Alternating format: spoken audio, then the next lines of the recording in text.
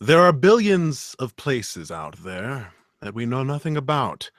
The fact that we know nothing about them excites me, and I want to go out and find out about them. And that's what science is. Space. The final frontier. These are the voyages of the INVICTUS stream. Its 3-hour mission to explore strange new worlds, to seek out new life, new civilizations, to boldly go where no man has gone before. Make it so. Engage. Tea. Earl Grey. Hot. Reports of my assimilation are greatly exaggerated. This is Diaspora. And if we had an applause button, we would press it right now, but we don't because we're going but we do. Do we? We do. What? Oh, we don't. No, we don't. I'm hearing that. So just imagine applause in your head right now. It's like, really, if I crank this up, you might hear it. Oh, here we go. It's like, no, can't hear it. You can't hear it. Because my speakers are off. Very quiet applause. Welcome to the INVICTUS stream, everybody. Hey! There it is. We hear it now. Welcome back to yet another episode of the INVICTUS stream. My name is Justin James, and look! A wild Chris appeared. Hey, I'm back. I missed you There he guys. is. I really did. Yeah. I missed the INVICTUS stream. It's been a long, wonderful 3 weeks. I'm learning Wonderful. so Why are much they about wonderful myself. Why is it wild and wonderful? Yeah. I have a new daughter, and I love her so much. Woo! Oh. Awesome. Yeah, we need that applause. Feels Yeah, so- I we know, I really feel need that naked without applause it. button. I know. It doesn't Well- work if I click it. It doesn't matter. It's fantastic Oh. to have you back, Chris. We are very excited to get into the world building that you have for us. But well, why don't we also say hello to my brother, Alex Yes, James. That's him. Justin and Chris and Hey. myself. How you doing, Alex? Doing very well. I feel naked here without Harlan and I, don't you? There's just something about the air. It's like clear. Yeah. It's like, we could breathe. You can hear things. No. No, Harlan is off tonight celebrating his wife's birthday. So, Holly. Happy birthday, Holly. Happy birthday. Hope you are enjoying the pasta that Harlan is making you. Shh, surprise, you ruined it. Oh, shit. No, she knew about it. And if she's watching this, Harlan or Holly, what do you want to do tonight? It's your birthday. Well, I I'll wanna put on the watch- INVICTUS stream while you make dinner. It's very possible, actually. Yeah. But unlikely. Yeah, also quite unlikely. Yeah, so just a few orders of business. I'm not as practiced as Mr. Guthrie, Mr. Harlan Guthrie is with this, but welcome and intro. No Harlan. Oh yeah, Joe and Mike aren't here either. Joe, hello if you're out there watching us from work, and Mike, I think you're at the cottage or something, so screw you. Cricket, you I'm a know. little jealous. Mm. First off, don't forget to like and subscribe to the video. There is a little button with a plus thumbs up sign there. So go ahead and like it and subscribe and do all that stuff. Next, we are in the middle of an Extra Life donating campaign, and I'm very... Hey!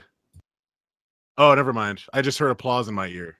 It's because you clicked on it. It's You're going crazy. delayed. I am going crazy. It's very delayed applause. Yeah, so somebody showed up on the stream. Hey! it's so uplifting. I can't believe we're not using it right now. if you haven't checked it out, check out our Extra Life donation page. I believe we have reached the $2,000 Which is mark. huge. Yeah, it's a huge, point in our campaign. Huge, just massive, and that means that Harlan's going to be eating a Carolina Reaper chip, I believe. Yes. And then the next goal is 2,500, which I will be narrating something for the stream. Which is, your voice is beautiful, so that'll be. I thank you. hope we get there. I'll make sure I donate some more just to get there. Just to get there, Chris Charbonneau donated, or Chris Viseau donated $400. Cat is out of the bag, man. I know. Yeah, no, absolutely. I keep donating.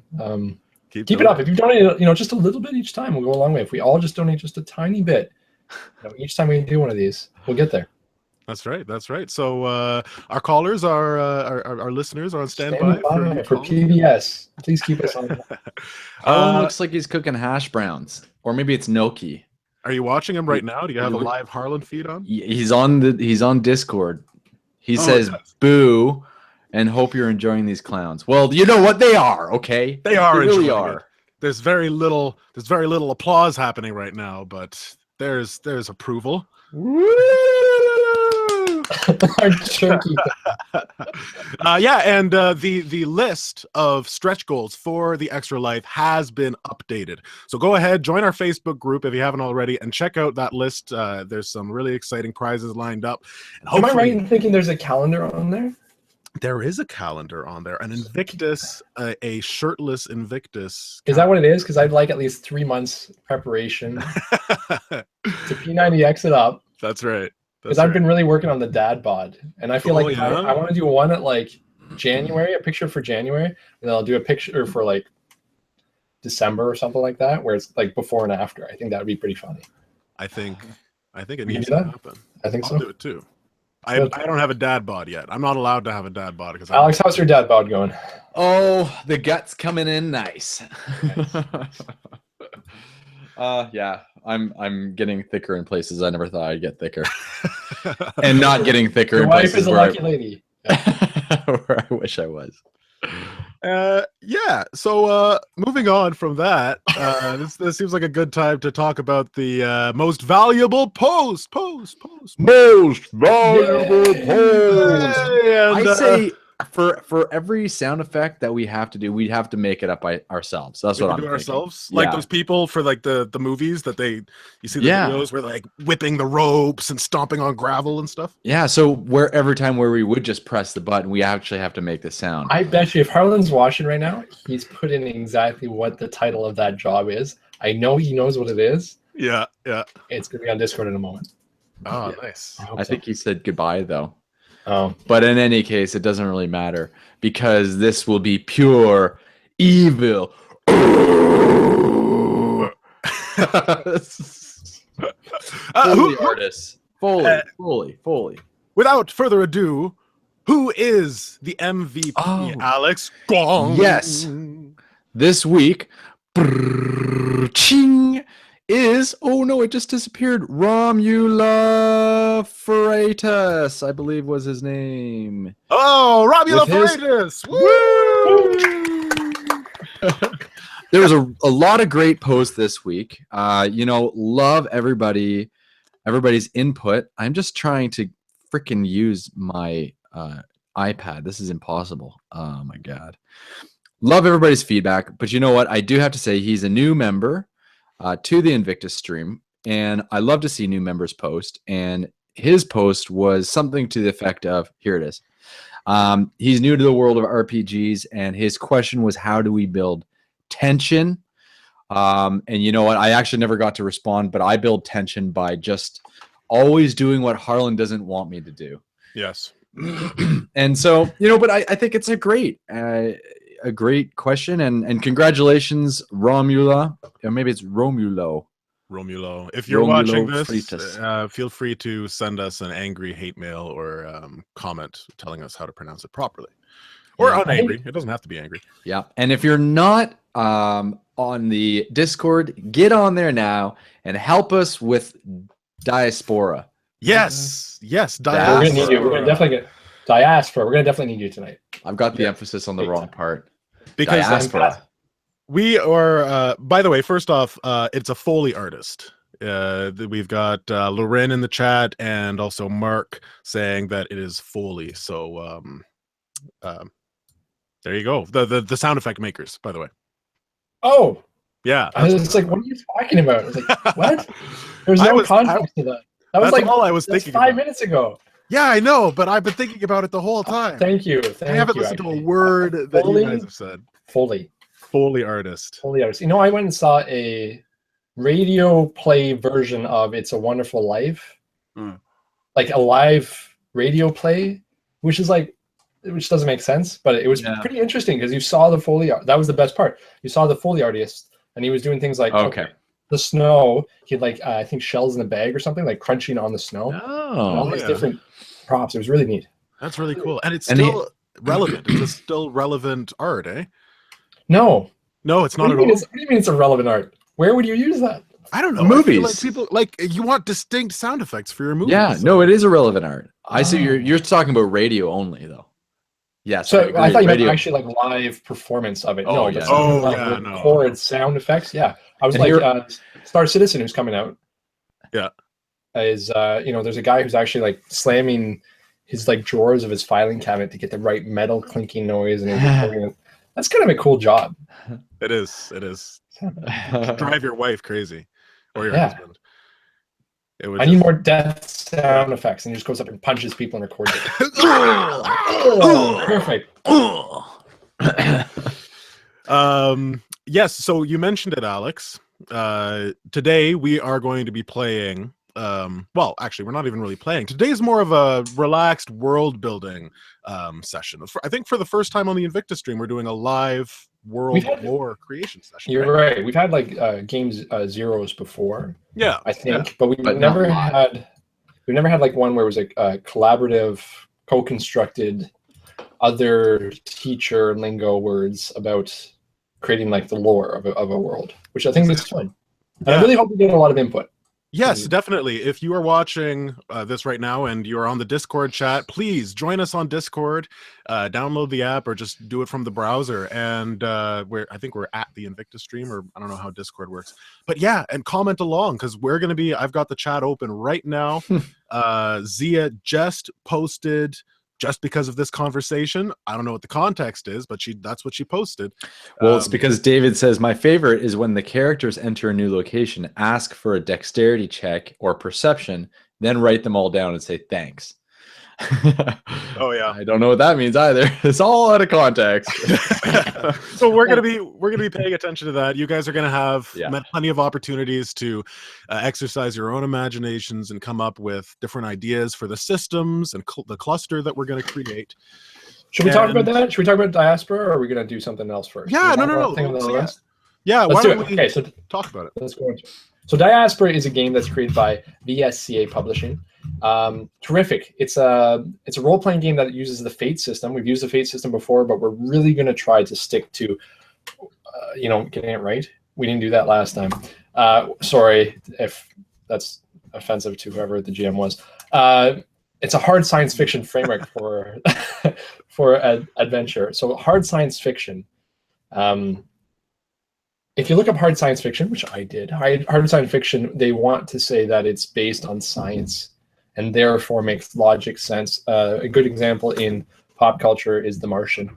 The Martian is pretty close. They almost got it right. There's a lot of details in there that's really well done. In fact, I don't know who the author is. Justin, you probably do.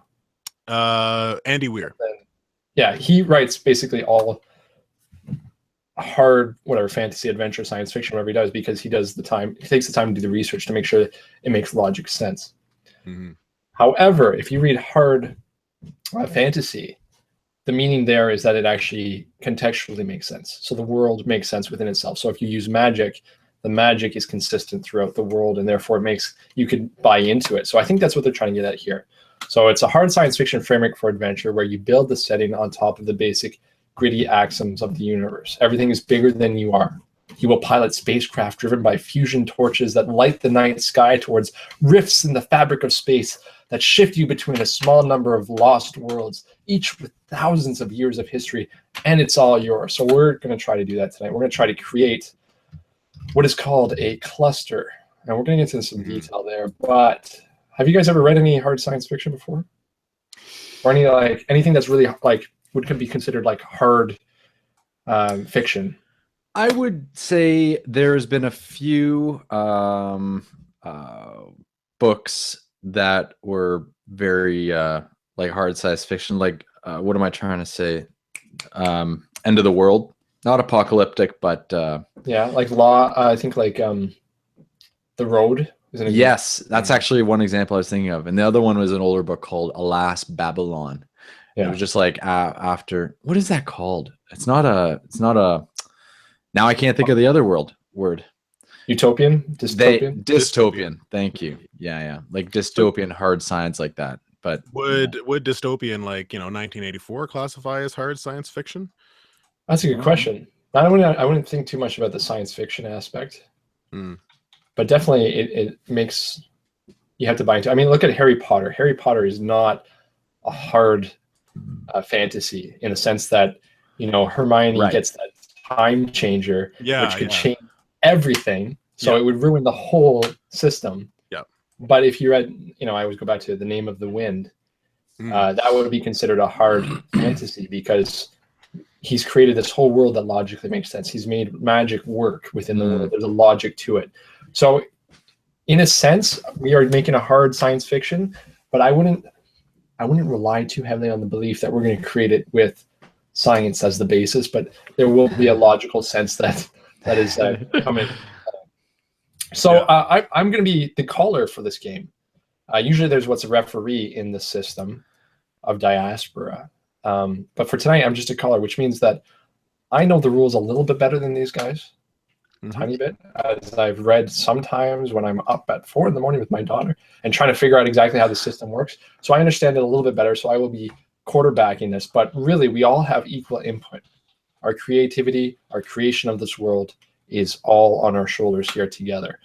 Diaspora, the word means, the spreading out of a people. So the idea is that there are these clusters, or in our sense, our whole world is a cluster, which is a group of systems. And a system, think of our solar system, is a central body or a central, a star, for example, where all of the planets or whatever is rotating around. So that's one system. So we're actually going to create, hopefully tonight, 6 systems within the cluster. And I just add that the systems in Diaspora are connected by what are called slipstreams. And which I kind of equate to like a usable wormhole. Yeah. So although we can't really quantify how far apart the systems are. We don't know. We know that they are connected by physics bending, physics breaking slipstreams. The entrance they call slip knots, and the slip knot can be found 5 astronomical units away from whatever the central body is. So in our solar system, that'd be the sun. So 5 whatever astronomical units, you'd find the slip knot, which you could enter and then travel to a whole nother system. So our job is to actually create all these different systems, hopefully to get a little understanding of, the history, the technology, the environment, what's going on in these systems. And I think that could be really fun and rich for us to do tonight. Yeah. Well, actually, the rule book itself does suggest that the first session of Diaspora should be a group session, but instead of just creating your characters together and leaving the GM to come up with the world, it flat out says it is best to do this world creation in a group. This system isn't meant to be, one person takes the shoulders the entire burden of creating a story. It's the entire group is coming up with the setting that they're going to play in. Which exactly right. I'm going to be the caller. I'm going to try to kind of be the master of ceremonies here, the MC. Yeah. And but in reality, we are all equal parts to creating this world. Justin, would you mind sharing the Nino page that we're using? Sure, yeah, I will share it. I do also just want to say hello to everybody who is watching and who is following along in the Discord. We have Zia, we have David Johns, we've got Mike Fazio and Mark Lane. There's a few other people. The Weavers. The Weavers are watching too. Okay, hello, hello. We've also got Josh Guzman, and he mentioned something actually, Chris, that we might want to touch on quickly. He's trying to blend soft and hard sci-fi in his campaign, and it's a pain in the ass to get a middle ground. And it's interesting because when you were mentioning Name of the Wind as a hard fantasy, I was thinking about it.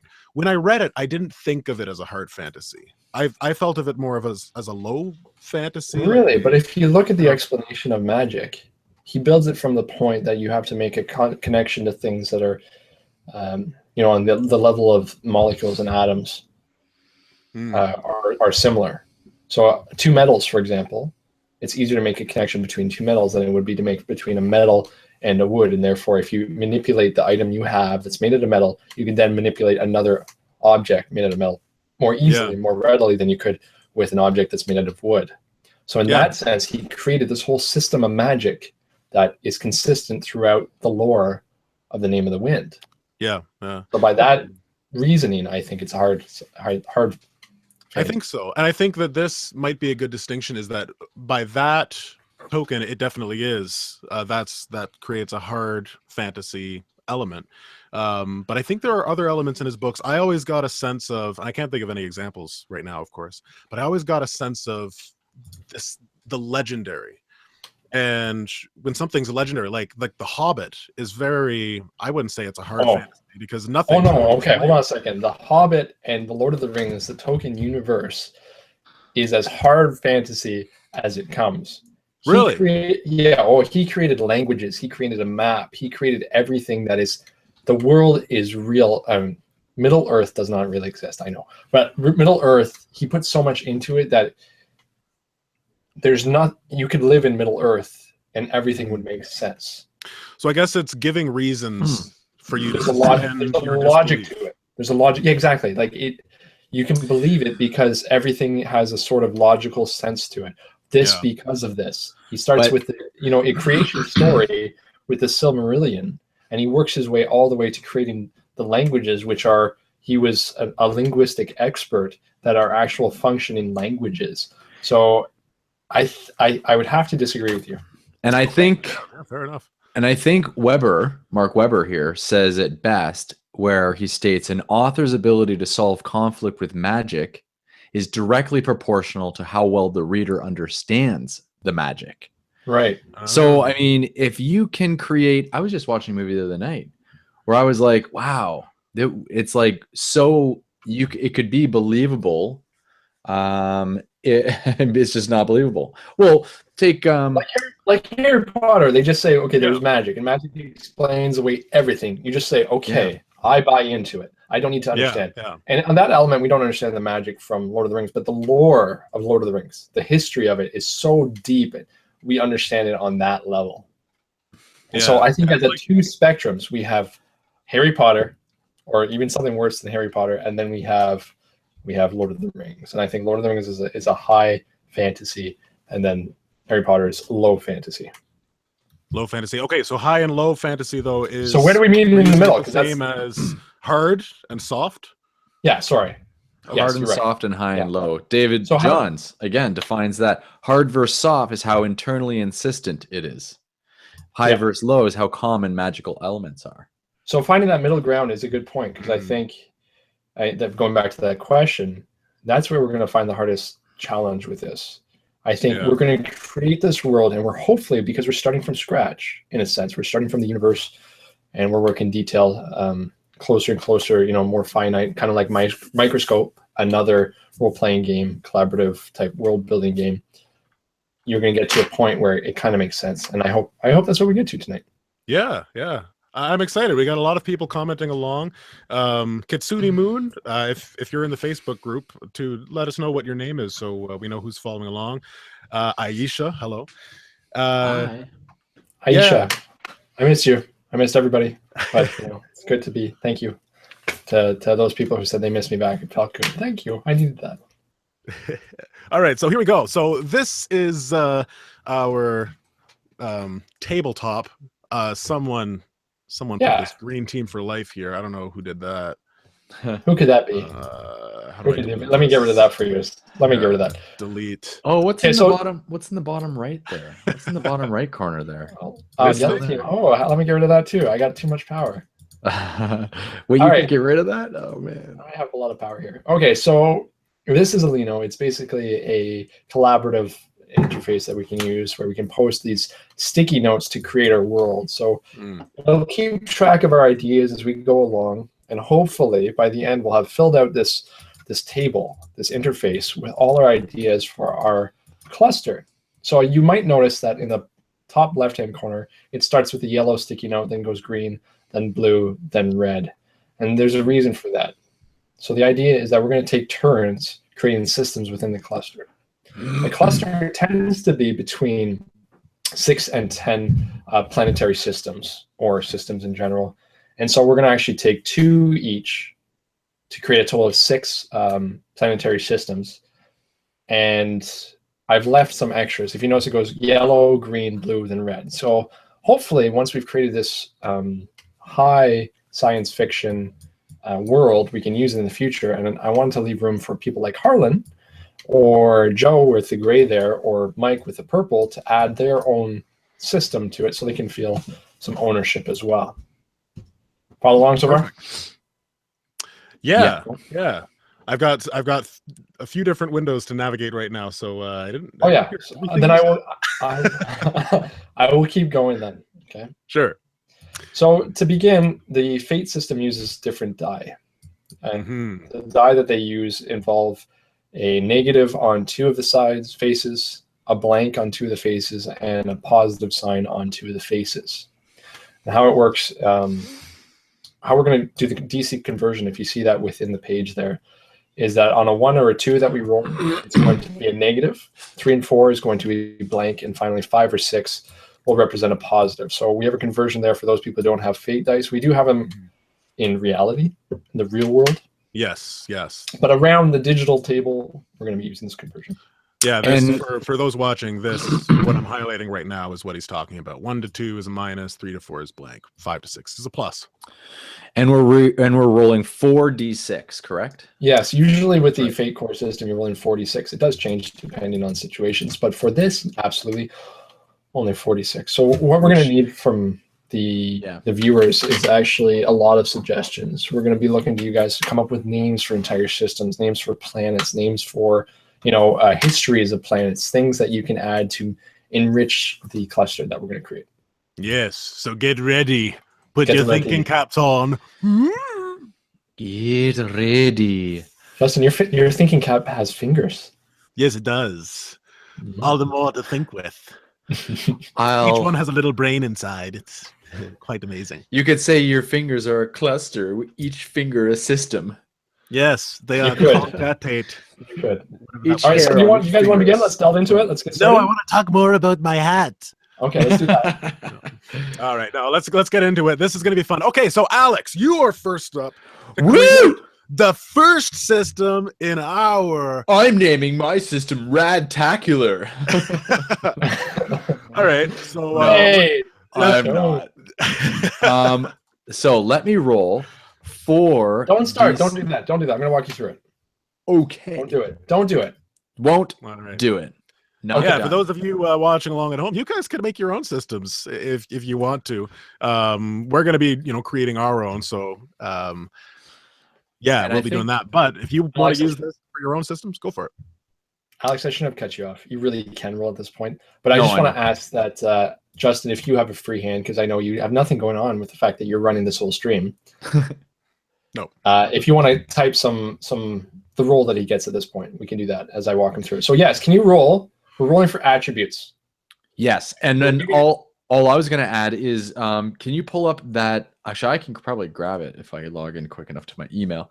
The quick cluster graph to show people, kind of what each role really will mean. Because absolutely rolling 4d6 in this system essentially will give you an outcome of either a -4 all the way up to a +4, and those numbers in between. So -4, 3, 2, 1, 0, 1, 2, 3, 4. Okay, roll and we'll find out. We'll figure it out as we go. Yeah, and so I'll here we try go. to share that. 5, 4, 5, 5. So 5, 4, 5, 5. So that means plus Hmm.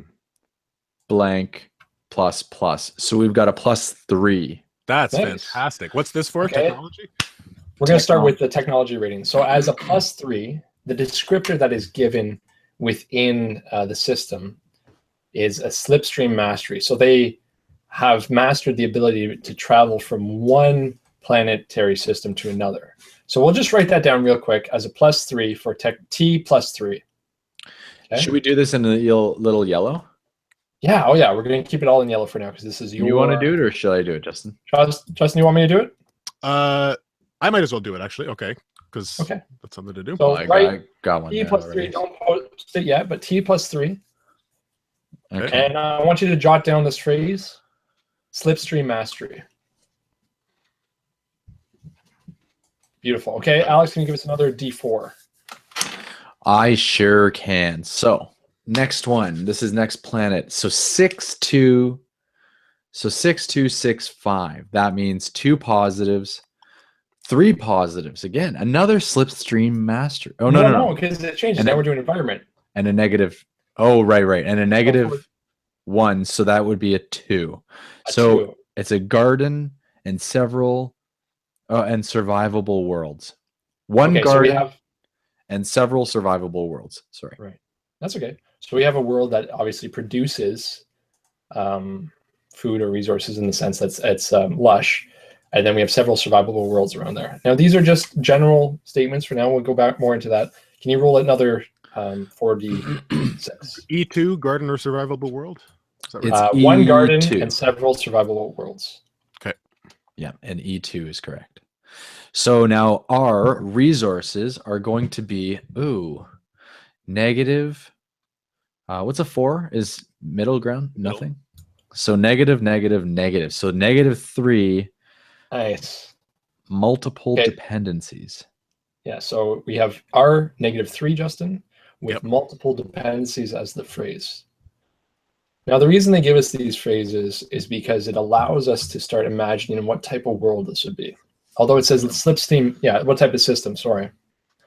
Although it says slipstream mastery, that is just a kind of a point of reference as to how far along their technological advancements have been made.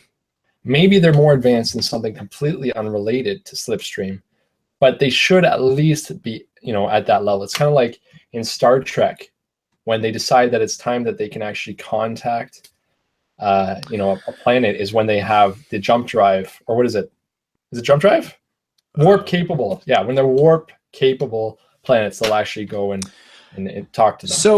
So the way that I'm seeing this, slipstream mastery, one garden world, and several survivable worlds. So add that in, several survivable worlds. Okay.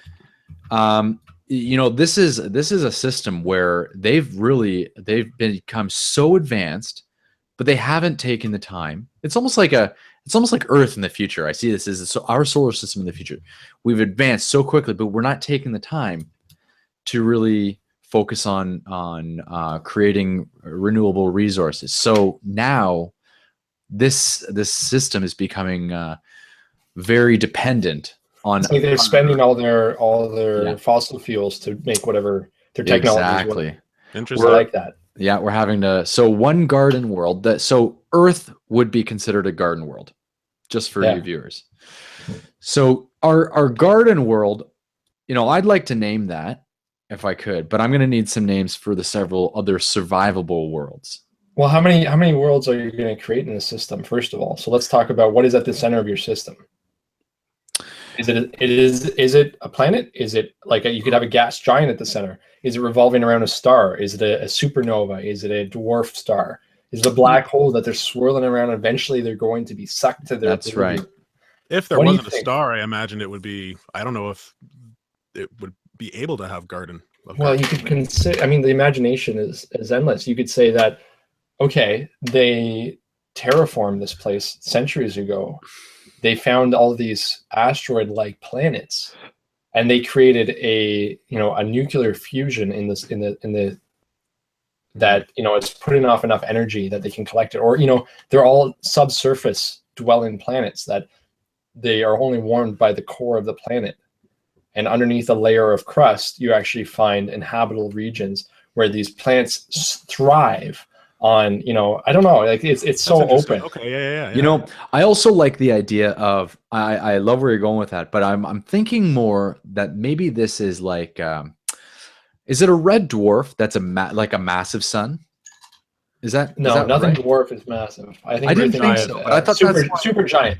Okay, a super giant star. Okay, but where the planets are then so far from the star, it almost glows on the garden world, you know, a nice red, like a glowy red sun. So even at its peak in the day on the garden world where life kind of started in this system, it's so far away. Seem bigger.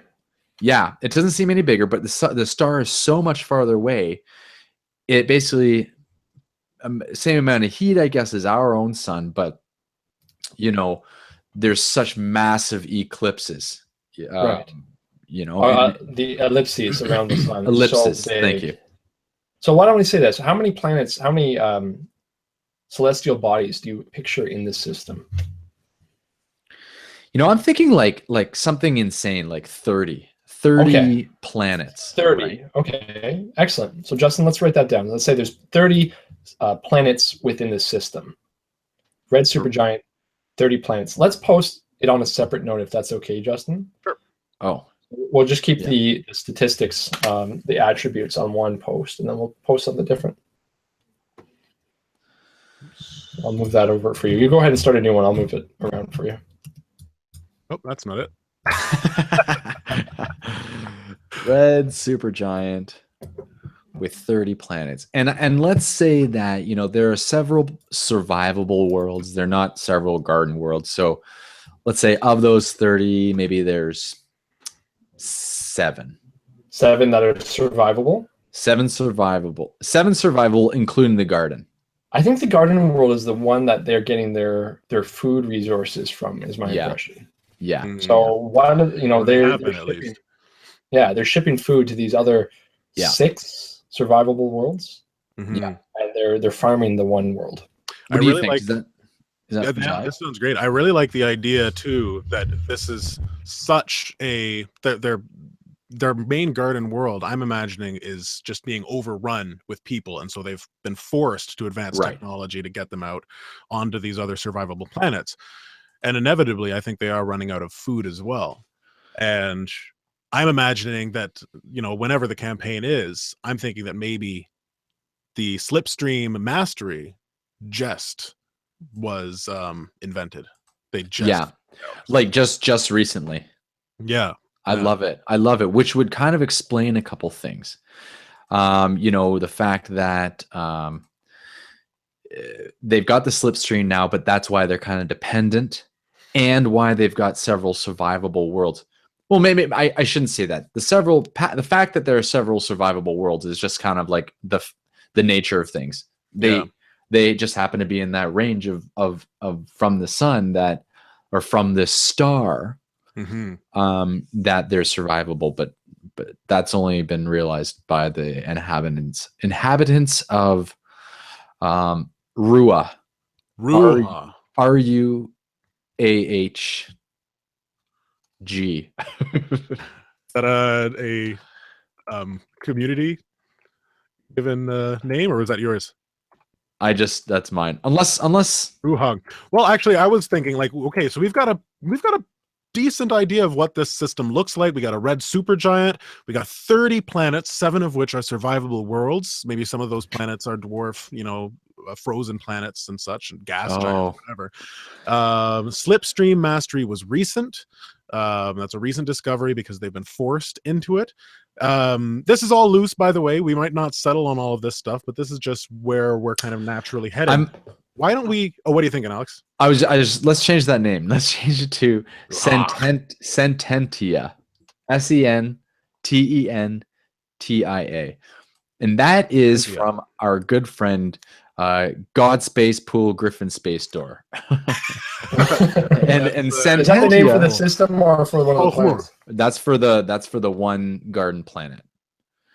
Okay. Or maybe the system. No, let's. We've got. Go ahead. A basic idea of this system, Chris. What do you want to add? Anything else? Okay, so we know how many celestial bodies we have in the system. 30 is quite a huge amount. I like the idea. I just kind of want to add the idea. If we have 30 celestial bodies, there's a good chance there's been a lot of collisions over the course of these bodies moving around this red giant. Yeah. So I like a lot of ideas, a lot of asteroids, a lot of it's dangerous space to navigate. In the sense, there's a lot of physical challenges to get by. What do you think? Great. I love it, and just even to reinforce that David John's idea that maybe all the planets have different orbits, like an atom, so that they're not all concentric. So there could be collisions. Yeah, still to come. It hasn't really settled. It hasn't cleared its orbital yet. Exactly. And I don't know if you were present when Justin came up with the thought that, we are in this system, the garden world is expanded to these 6 other worlds, 6 other planets, basically because it's like a futuristic Earth, and that it's been overrun. They've overrun their own planet. Overpopulated. The only issue I have with that is the environment could have. Oh, the actual populace has moved to the other planets. Yes. Okay, but it can't become a garden world because it still only has a level 1 in environment. Is that right? No, and there's one garden world. Okay, so there's one garden world. So again, it's not other garden worlds, but you're saying the populace that lived on this garden world, whatever it is, we haven't decided yet, has actually emigrated to these other planets. And logically speaking, that is why we've figured out that there's 6 other survivable worlds that, like, they're just colonies. They're not necessarily producing colonies, but they're places where people can live now. Okay, so let's stop there because I think our creative juices are flowing, but I want to keep pushing it through the process, and that way we don't get too far ahead on one system. Agreed. And we'll kind of come back and forth. Okay, so we've jotted the phrase down. Have we named the system? Let's change the name of the planet to the system. I like that name for the system. Okay. Is it Sententia? Sententia is the system. So Diaspora also recommends that when you're naming a system, this is just for ease of or lack of confusion, to avoid confusion rather, is name your systems with a single letter and then that is different than the other ones. So the first letter should be different from what other things. So this is S1, for example. S1. Yeah, that works. Just S. Or S.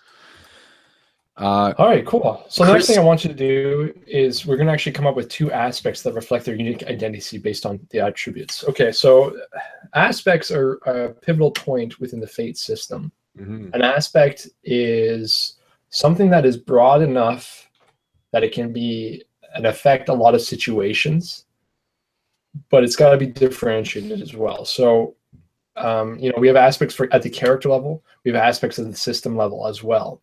So based on the system we have and their attributes, we need to describe the system in a way that reflects its unique identity. So, let's give it a quality. Let's say it's a little desperate, maybe. We have high levels of technology, low levels of resources. So we could say desperate for resources. Desperate for resources, yeah. Did that work for you guys as one of the aspects? Or we could go something else. What do you think? This is for S1? This is for S1, yeah. Desperate for resources. I see. Yes. Absolutely. Yeah. Or maybe, or like...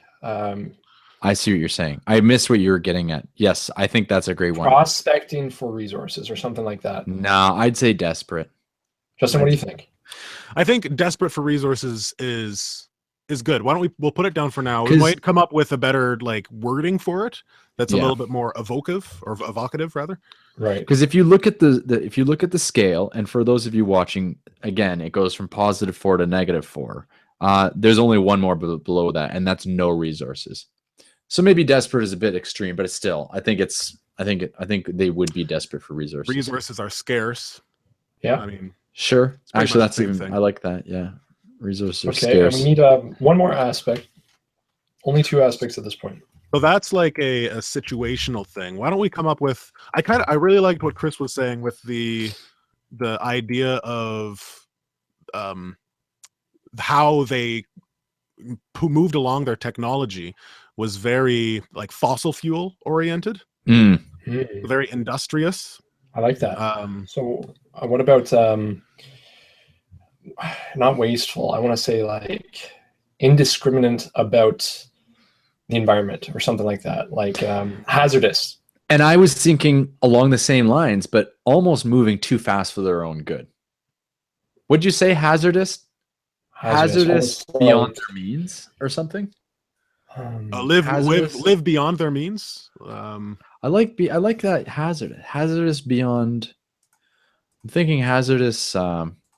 Hey, if you guys in those viewing, if you come up with a better terminology, yeah, you get the idea. What we're trying to say here is that they're constantly burning their fossil fuels. They're trying to progress fast at the cost of their environment, maybe their health. Who knows? Come up with like a short, pithy descriptor for that, and we'll include it in the aspect for this system.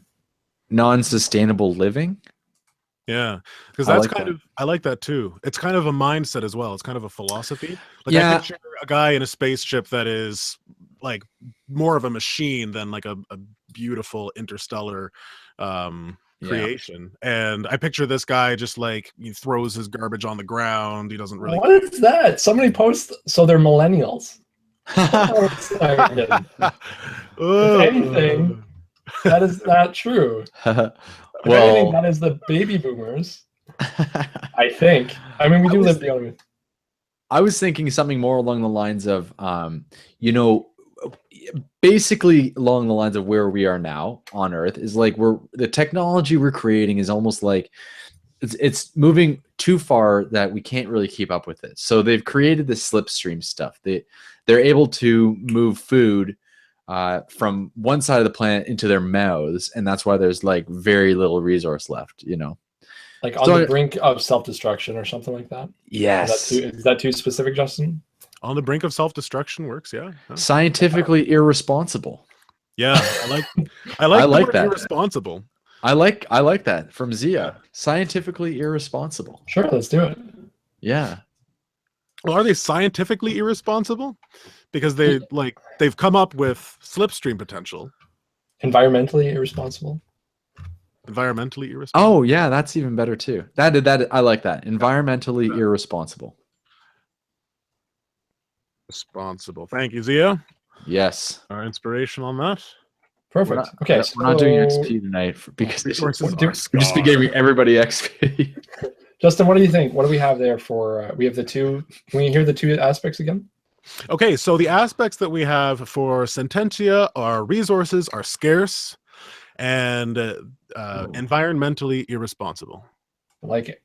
Yeah. Okay, so now we got to give two aspects describing things not implied by the numbers. These things might relate to politics, philosophy, geography, hydrography. I guess that has to do with water, and local astrography or history or something else. What did you say? Not having to do with the environment, or nothing to do with those attributes. They can be completely unrelated. Okay. So the numbers don't matter at this point. So like for me, I really like treacherous navigation through the system. That's great. I love that. And what is this you're talking about? These are two more aspects which aren't related to the numbers, not to the environment, not to the technology, not to the resources.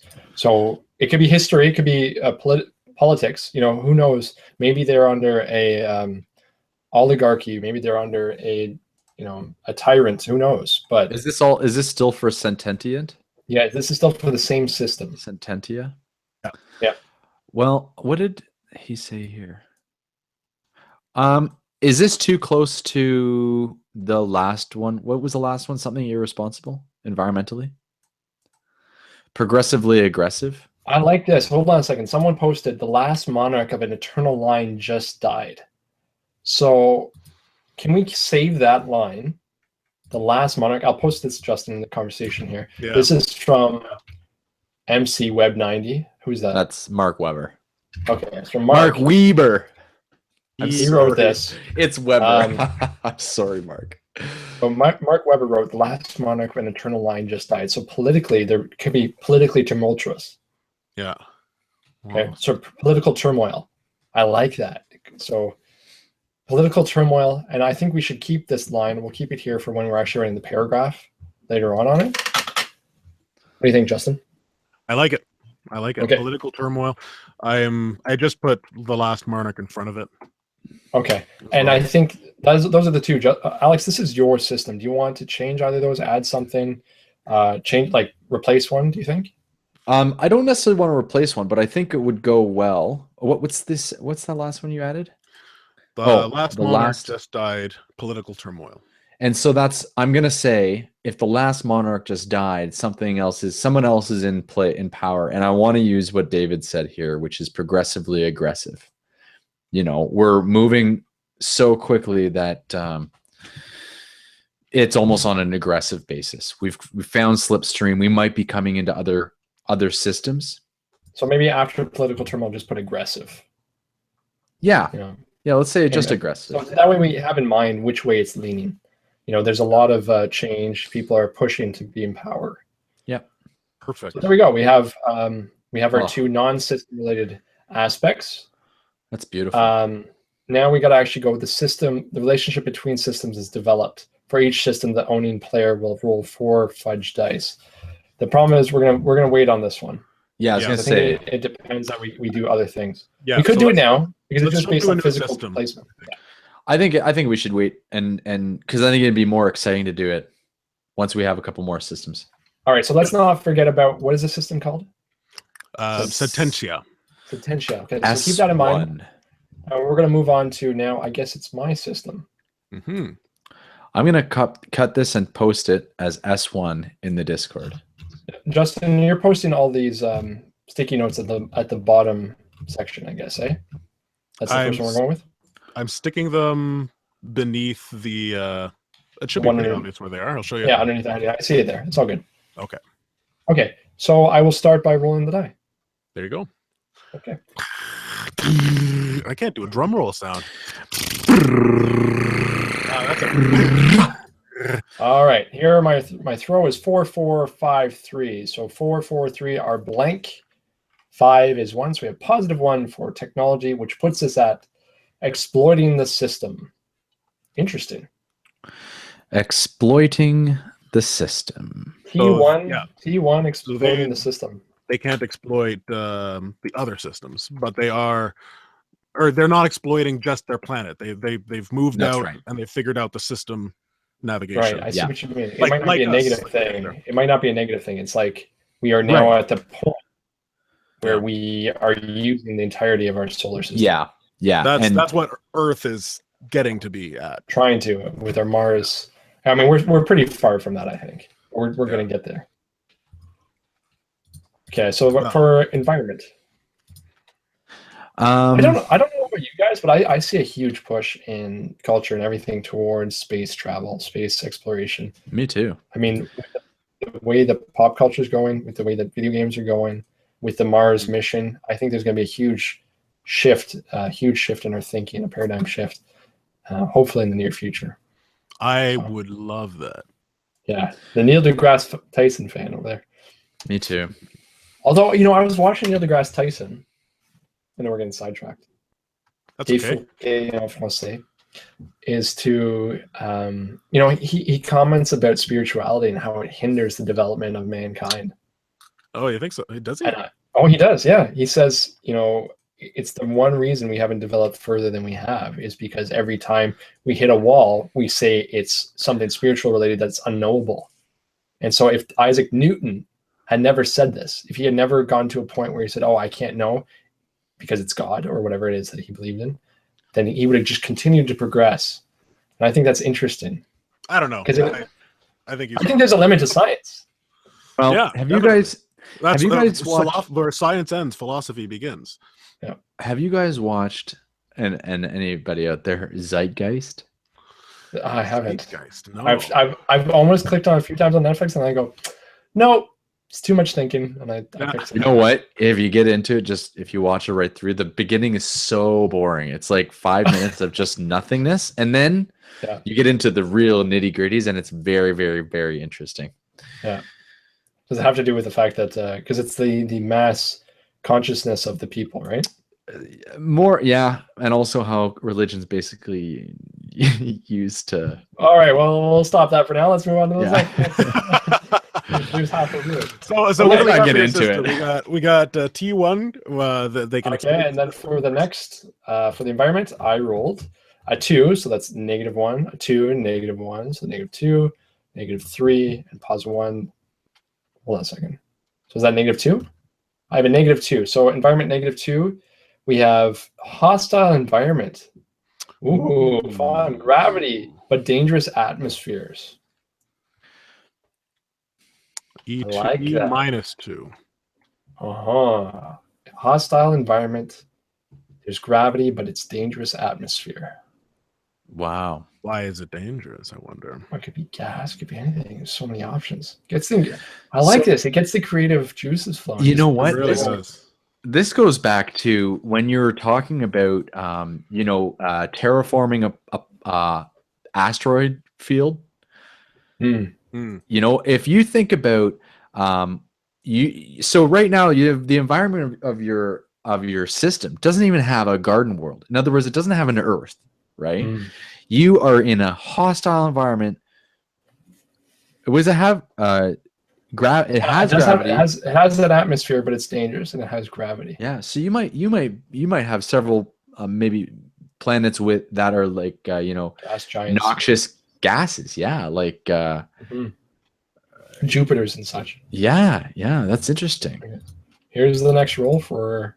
But still, yet you're exploiting the system. So maybe that's where it's kind of a tough. I have some ideas. I'm excellent. I was brainstorming some ideas just in case something like this came along, and I think it's going to work out here. Nice. So I got a 1, -. So I got -2. Holy shit! On resources. Resources, and I like this. Needs imports. Oh, I like this. Okay. So let me pull this up. What was that again, Chris? -2 needs resources. So -2R. Needs imports. Oh, sorry. Needs imports. You're right. Okay. Yeah, nice. This is looking good. So in other words, that kind of jives. Well, except for the exploiting the system part, but maybe that also jives. Like what I'm picturing, asteroid field, terraformed asteroid fields where everybody lives on in bubbles, right? That are like little colonies on asteroids, and hence why you can't really grow anything. It's hostile environment. You can stay on the asteroids, but it's still hostile environment. Chris mentioned an idea that he had for a system that I don't know. Are you going to pull it out now, Chris? Yeah, no, I do. I think I want to do a jail type punitive system where they send their convicts and type idea. And somebody, I don't know who this is. Ignis Pyre. Do you know who that is? Ignis Pyre. Who is that on Facebook? What's your real name, Ignis? What's your Facebook real name? Yeah. Is a death world inhabited by sentient machines, mineral-based life forms. I kind of like that idea. It doesn't work for mineral-based life forms because we don't have enough resources. It wouldn't make sense to make minerals. But if it is a jail or a punitive system, it would be cool that the people, they have these machines running it. Yeah. Right, like these cold-hearted robotics that are, making people go from one place to the next, whatever, maybe mining or whoever it is. I really like that. So, I think that this is. I mean, I know we're not supposed to be jumping back to the other system. We're supposed to create it in itself, but I can definitely see Sententia. If they feel like they're overpopulated, the first thing that they do, rather than changing their ways, is okay. Well, let's get rid of some people. You know what I mean? My question would be, as relating to that's what Sententia is doing. It's okay, exactly. Like rather than being like, okay, we don't have enough food for everybody, so what are we gonna do? Let's get rid of our prisoners, and they have to fend for themselves. The convicts, then we have more space for the good people. My question for you, Chris, do you want your system to be because of another system, or is your system solely was it created on its own? Right? Because if it's the prison grounds for Sententia, that's not really No, I like the idea separate that system. I think it's dependent on Yeah. a system which its technological rating is so high. I just noticed the highest technological rating is on the verge of collapse. That's interesting. But anyways, that the technological rating is so high that they've mastered slipstream that they've traveled to. It's not a big deal to send the prisoners here. It's not a big deal. Okay. How about this? In fact, maybe it was a T4 system, right? But it did collapse, and all that remains is the prisoners. Oh, I like that. At one point, they were really technologically advanced, but maybe they self-destructed at some point. And Hence so why, all they can do with the space now is to use it as a prison.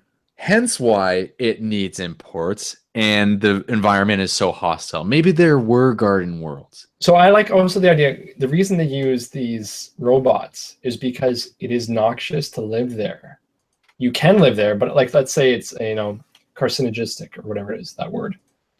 Or people develop these tumors over the course of carcinogenic. Yeah, like the pit that's in Batman, the one with Bane. That kind of existence, like such lowest living conditions. How are they even surviving? We don't really, it's a very. Somebody like said that. something on here. Chronicles of Riddick. Oh yeah, Chronicles of Riddick. That's kind of a same kind of idea.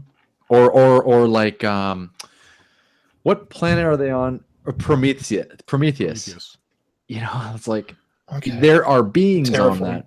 The aliens live there, right? Yeah. But humans go and it's like constant, just like gravel blowing. Okay. So let's get on. Let's move on. So we have perfect. Well, I want to write down some of that stuff. First, I just want to say big welcome to Jacob Dubiel, who's just joined the Facebook group. Welcome, Jacob. If we had the applause button, we would press it right now, and you'd feel very special. Bong. We could actually there. It's the real thing. That's right. It's more genuine that way. No, it is. Very happy to have you. Glad you're following along. I know you guys were spitballing there, and you had some really good ideas. I just want to write them down. Okay, so what do we got? The Cole's Notes version is I'm going to jail. One of the planets is a jail or a punitive planet. Is it a punitive planet, or is the system of government that where it is so? No, I don't think there can ever be a government in the way that this is so basic. How many planets are there? Oh, right. Let's actually keep it very sparse. I'm going to say there's 2 planets aside from the sun. Is there a sun? No, two moons that revolve around a gas giant. The gas giant heats the moons. But these 2 moons have collided. So it's actually like a fusion of these 2 moons that rotate around a gas giant. Okay. So glass giant, 2 collided moons. No sun. No sun. No sun. I love this, Chris. I love it. This is so cool. You spelled sun as in my son. I know. Oh, okay. One daughter, no son. Punitive planet. I like the idea of automated. What did I have for technology rating? What was that? Technology, you had exploiting the system. Perfect. So I like and just automated miners?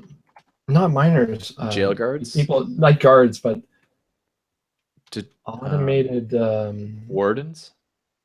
Wardens is good. Wardens, yeah. Wardens and wardens. Well, I'll thesaurus this. Authority, automated authority. Automated authority. No, so like they're exploiting the system. Are you picturing these inmates working? Actually, they're working. They're like mining. Oh, yeah, the mining is a good idea because you might as well get something out of it. Yeah. So they're doing the work no one else would do. The inhumane thing, going into these mines, uranium. I don't know what it is. I'll have to look at that after. And they're okay. Cool. Question. Yeah. Fuck. Now I can't remember what it was. Go on. So are we good for just the brainstorming phase? You want to get into some aspects?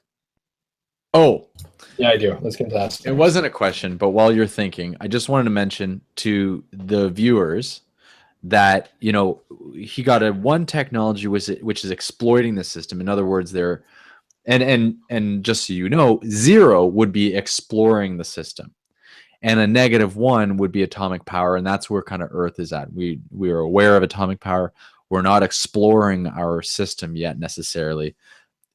This system is that being exploited. I just want to get that out there for people that are not that don't have the rule book in front of them. Right. Diaspora. Yeah. Now we did have a suggestion for the name, but let's get a few more suggestions floating around. You know what? And also the aspects we can come back to if you want to move on to, and we can move on to no. I'm totally down. We can get at least a few aspects down because I think we've already got a couple. Yeah, let's get them based on the numbers. Those are the aspects we're doing right now. So yeah, like prison. Prison Oval Rock. Prison world is what I would say. I like someone named Aurora Borealis. my most memorable. You know what? It's funny. The most memorable character I ever included in my game was a fossil. A floating brain. You just never know what it's gonna be. I don't know what it's gonna be. Oh, desolate. Oh, desolate. What did Godpool call it? He's coming up. I think there's desolus. It's better. I think we got something going there. Desolus. We got something going there. Tartarus. Tartarus. Tartar sauce. Tartarus is cool. Tartar sauce. Tartarus. Tartar sauce. Tartarus again. Tartarus is logically Tartarus. I think it was an island from Homer's Odyssey. Tartarus. I think it is. Carcerum. Justin, you read Latin. Carcerum. Like incarcerate. I like that. Carcerum. That's it. That's the one. Okay, carcerum. How do you spell that? I can't see it there. CARCEREM.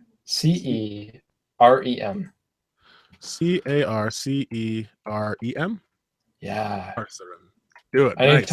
Tartarus is cool. You know what? I'm going to keep Tartarus as well. Tartarus is going to be the name of the gas giant.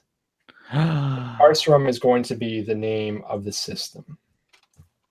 Is that okay, Justin? That is no, it's not okay. Well, you know what? I'm the caller, so I don't have any more power. Damn it! You and your. Oh, now what's the name of the system? It's Carcerum. Carcerum. Yeah, Carcerum, and Tartarus is the name of the gas giant. Oh, that's sweet. Tartarus. Okay, Tartarus. There's your answer, David. Getting chills, guys. This is sick. Yeah, me too. Me too. Giant gas. This is what. Gas giant. All right. Okay, and some aspects. Every man for himself. It's going to be difficult. No, that's more of a philosophy. So there's system-specific aspects, right? Right. Hopeless. So and what's really cool about these aspects, I like that. Hopeless. What's cool about these aspects is that when you're playing the game, if you are in this system, you can draw from these aspects to give yourself a boost. So if you're fighting on, say, one of Tartarus's moons or on the moons of Tartarus, you might invoke one of these aspects, which might be like, zero gravity. And you might invoke zero gravity to give yourself a boost on, whoever you're fighting. Right. Which is fantastic. So right now they got to be based on the numbers, which I think we're going to come up with something cool here. Based on the numbers. Right. Based on the ratings for the technology, environment, and resource right now. So 2 aspects based on those numbers. Mining prison. Oh yeah, but is that an aspect? Do you feel that's like a descriptive? Like a mining prison to me would be. How about this? Hopeless is kind of that idea, or like. What do you got, Alex? What do you got? Irredeemable. Irredeemable. Is not able to be saved, improved, or corrected. You did a thesaurus on hopeless, didn't you? I did. So I would take that as a partial. What do you think? Irredeemable. You can't, Irredeemable. Now, I like that because it's broad enough that it actually talks about not just the individuals there, but it could also talk about the leaders of this place. Mm-hmm. They have a history that's so horrible. Or is it too dark? Well, you know what? That's something to keep in mind. If we're creating all these very dark systems, I mean, your first system, what was it called again? Sententia. Sententia is definitely lighter than this, but we're still going pretty dark. Yeah. I think, I don't know, but there's I mean, the setting is the setting. There's going to be room for light characters and light stories within the setting. Let's see what someone pointed out that mining is overdone as a prison job. That is true. What if we had them creating weapons or something worse? We could have just left them. They could be completely just desolate, you know. I don't know. So we'll come back to that. I see the point of view. It is kind of a I mean, if you what's the history look like on this system? Is it? What do you got, Chris? Ignis Pyre said Ignis Pyre is on fire. That's ironic because the pyre is. I was gonna say, isn't that mean? Ignis is. Anyways, ruthless is a very good aspect. Yes, that would be one, I think, for the non-system. You're right, because it is more of a philosophy. Ruthless, every man for himself sort of mentality, but like brutally so. Yeah, I like that. Excellent.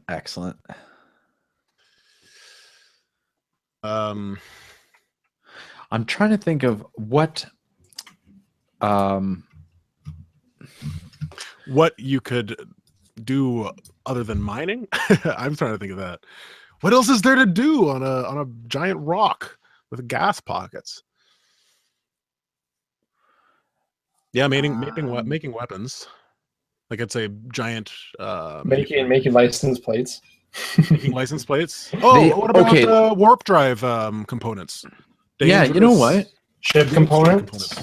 It's still a pretty advanced race, right? If you think about it, they're exploiting the system. So what about scavengers? You know what? I want to keep it to the jail, the punitive system. No, I understand that, but if it's a punitive system, and you've got two moons that have in the past collided, and if this used to be some sort of system that had life and had a real system going, and the only thing that survives is the prison, well, wouldn't these prisoners also be pushed to scavenge because consider the fact that your technology is exploiting the system. You have the ability to fly through space, maybe not slipstream, but you're probably going in and around and picking up junk. That's true. You know, to bring back to the prison. David Johns suggested that they make the robots that are the wardens of their own jail. I mean, how psychologically... Oh my God, that is sick. I love it. That's fantastic. We putting that down? I do. Yeah, we're gonna put I'm gonna make that a note. I don't know how we turn that into an aspect. An aspect could be cruel.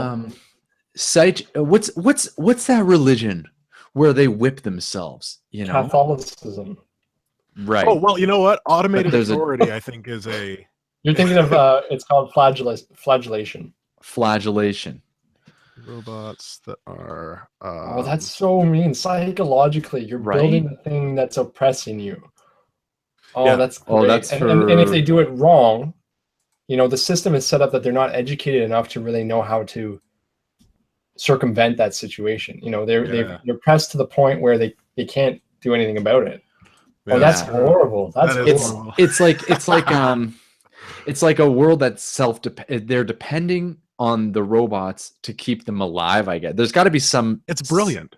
There's got to be something in there. Why are they doing it? It's so psychological that they're keeping the robots alive. I want to know who the sick fuck is who came up with this scheme. No, I'm not saying David Johns. The name is David Johns.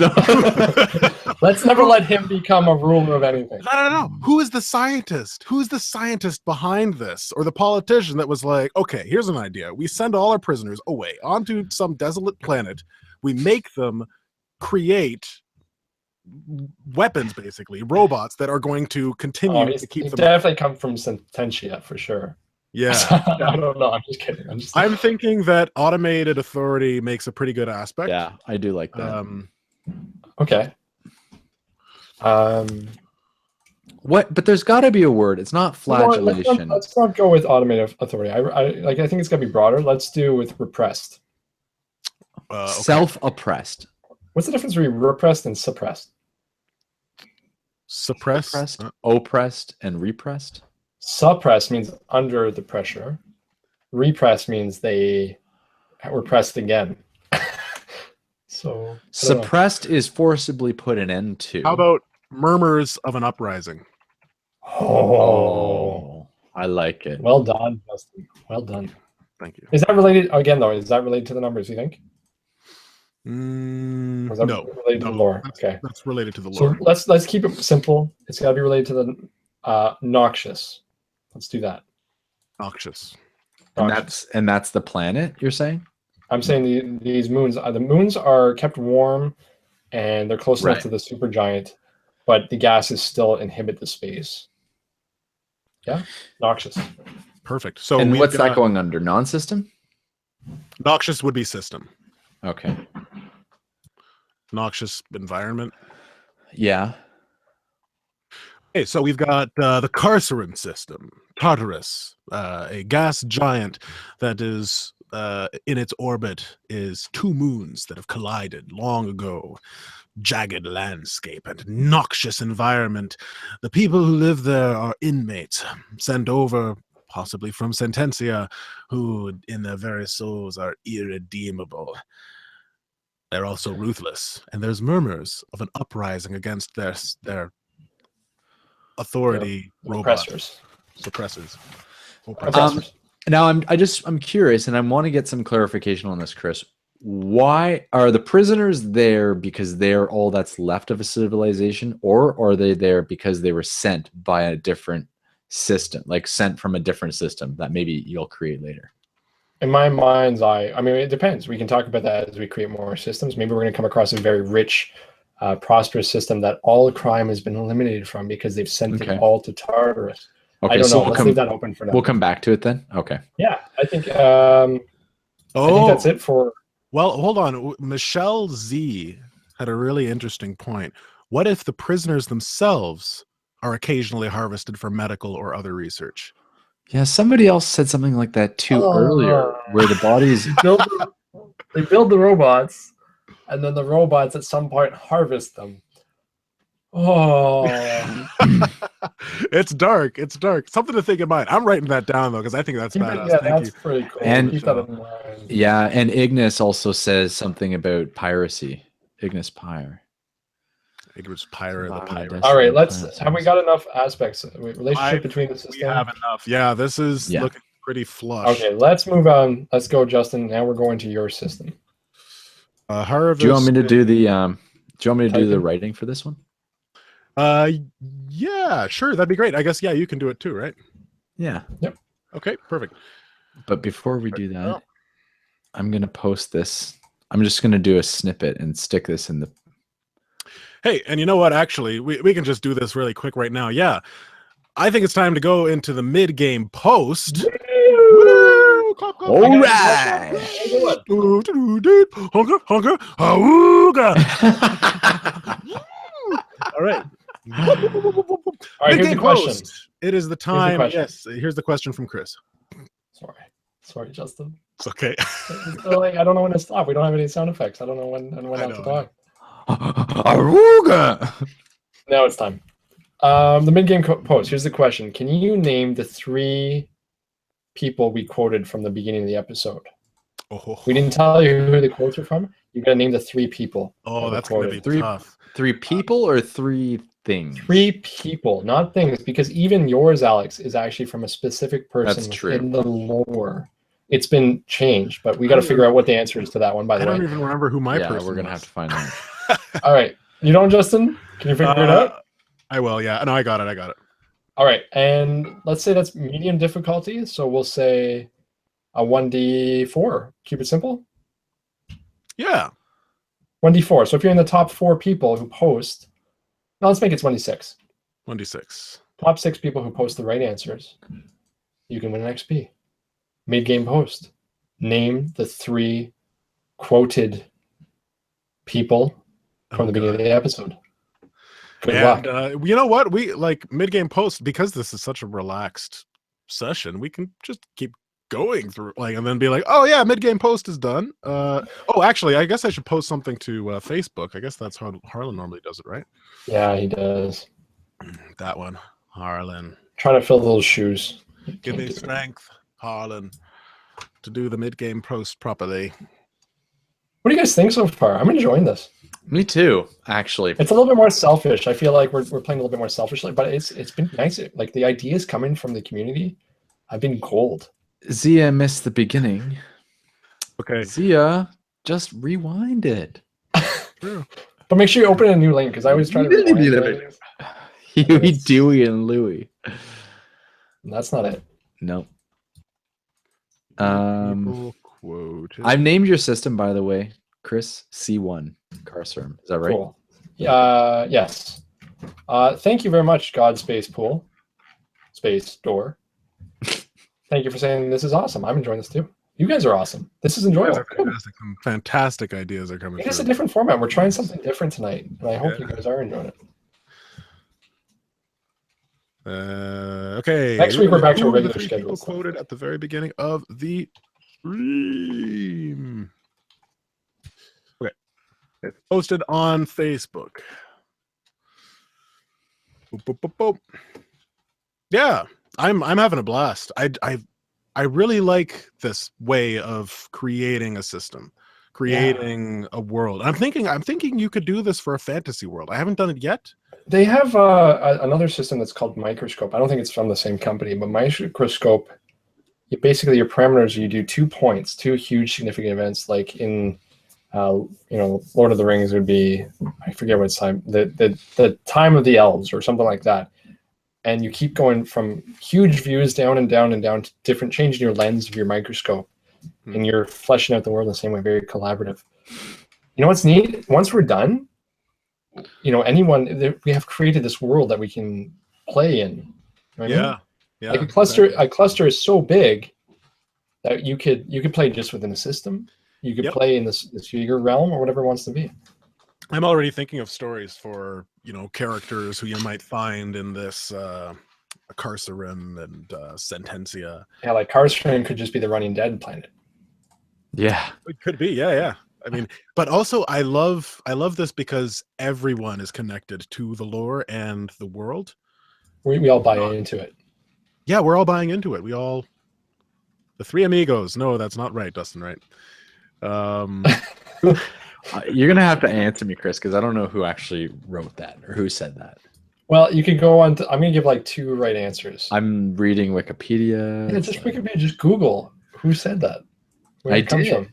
If you look in, it was stated in. Is it that? The terrible TV show, which was Enterprise. Is it this one?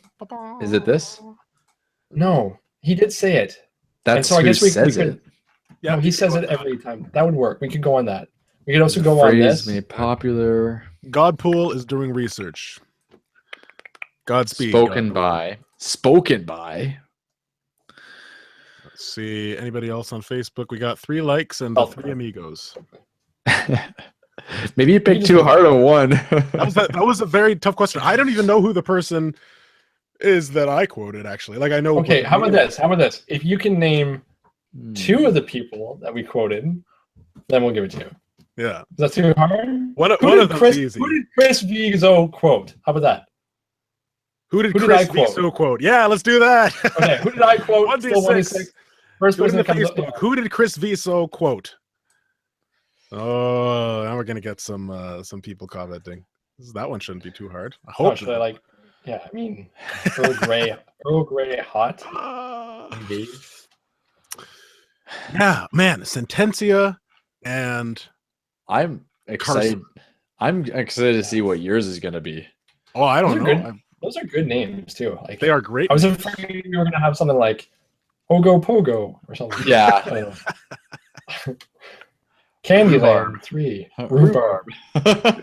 Candyland 4. 1 V. That is. We're gonna have one planet, one system that really doesn't belong. Yeah. One of these things are not like the other. You know what's interesting in the character create? There's also ship aspects and things like that as well. which I think is kind of neat. The ship is almost a character in this world, which is cool because if you look at any quality sci-fi TV show, the ship is a character. The Enterprise, Firefly, you know what I mean? It all, Pandora even. Yeah. All these things matter. What was that? Not Dark Horizon. Event Horizon? The ship, it all is like main totally alive. What a great freaking movie. It is a great movie. That's one of my favorite. What would you say your favorite sci-fi movie is? You know mine. Total Recall? You got it. Yeah, that's mine too. I don't know if you can see it. That's yours as well? Yeah, well, actually, you know what? I guess I don't know. I guess you could count Star Wars as a sci-fi. I got big love for Star Wars. Okay, let's take Star Wars out because that's pretty easy. I was gonna bring up when we were talking about hard science fiction. I was gonna bring up Total Recall. Hold on. We got Michael Carl Weber was the first person to say Jean-Luc Picard, so we're just gonna give it to Michael Carl Weber, the winner of the MVP. Thank you. Wow. How is there no more? Okay, I said engage. The rumors of me being assimilated are greatly over-exaggerated. There's a lot of memorable things there. Am I the only Star Trek nerd here? Who was the other one that Alex said? Well, okay. Space, the Final Frontier. I would have accepted Gene Roddenberry because it was like he created Star Trek, so I figured that would have been fair. I would have accepted William Shatner, like Alex suggested. What I was really looking for was in the TV show The Enterprise, which is I didn't enjoy it. The series that was about the origin story of the Enterprise. The father of the captain said it. I can't remember the name of the father, but I could have found out if we had some random names. So he was quoted, and he was like, his quote was changed, but anyways. I might have to challenge you on that. It says, it's from the second episode Where No Man Has Gone Before, written by Samuel Peoples. Oh. What? Okay, hold on a second. Featuring William Shatner, and the episode title was adopted as the final phrase in the opening voiceover. Okay, that's the first time it probably happened. Maybe. But I see. He might have wrote that episode. Original pilot, Star Trek: The Cage. But I'm talking about in the lore, who said it first. Yeah. I love how much we're nerding out right now. Because in reality, William Shatner's quoting, this is like the creed that all the captains need to know.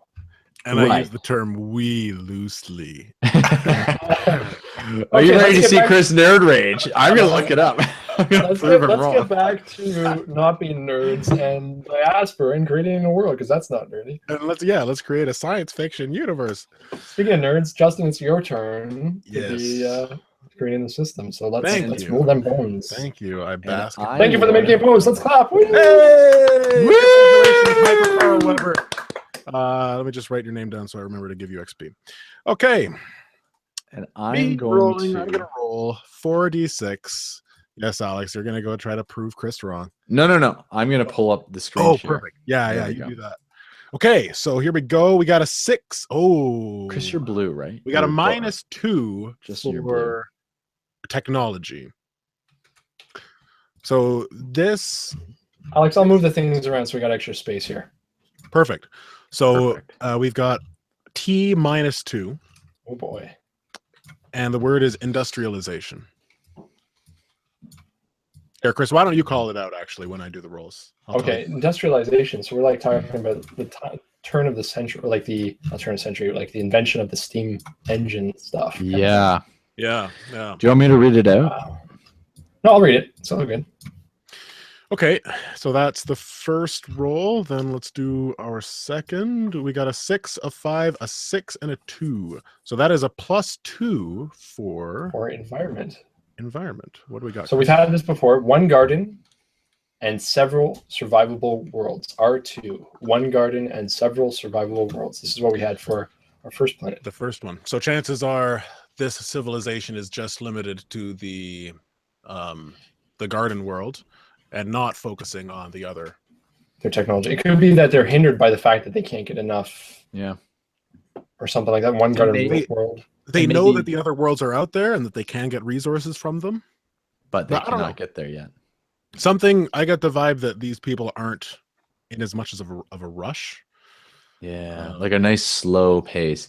Like you look up at the star, you look up at the sky, and the planets are so close to you. You look up at the sky, and it's like this next planet, and you can see it's lush green, covered, and it's as close as the moon is to us. Yeah. Interesting. Yeah. See, I was thinking you meant like more like stunted growth, but Justin, you're actually talking about like more Puritan type idea where, maybe they don't believe in traveling through the stars or something like that. That's what I'm thinking, yeah.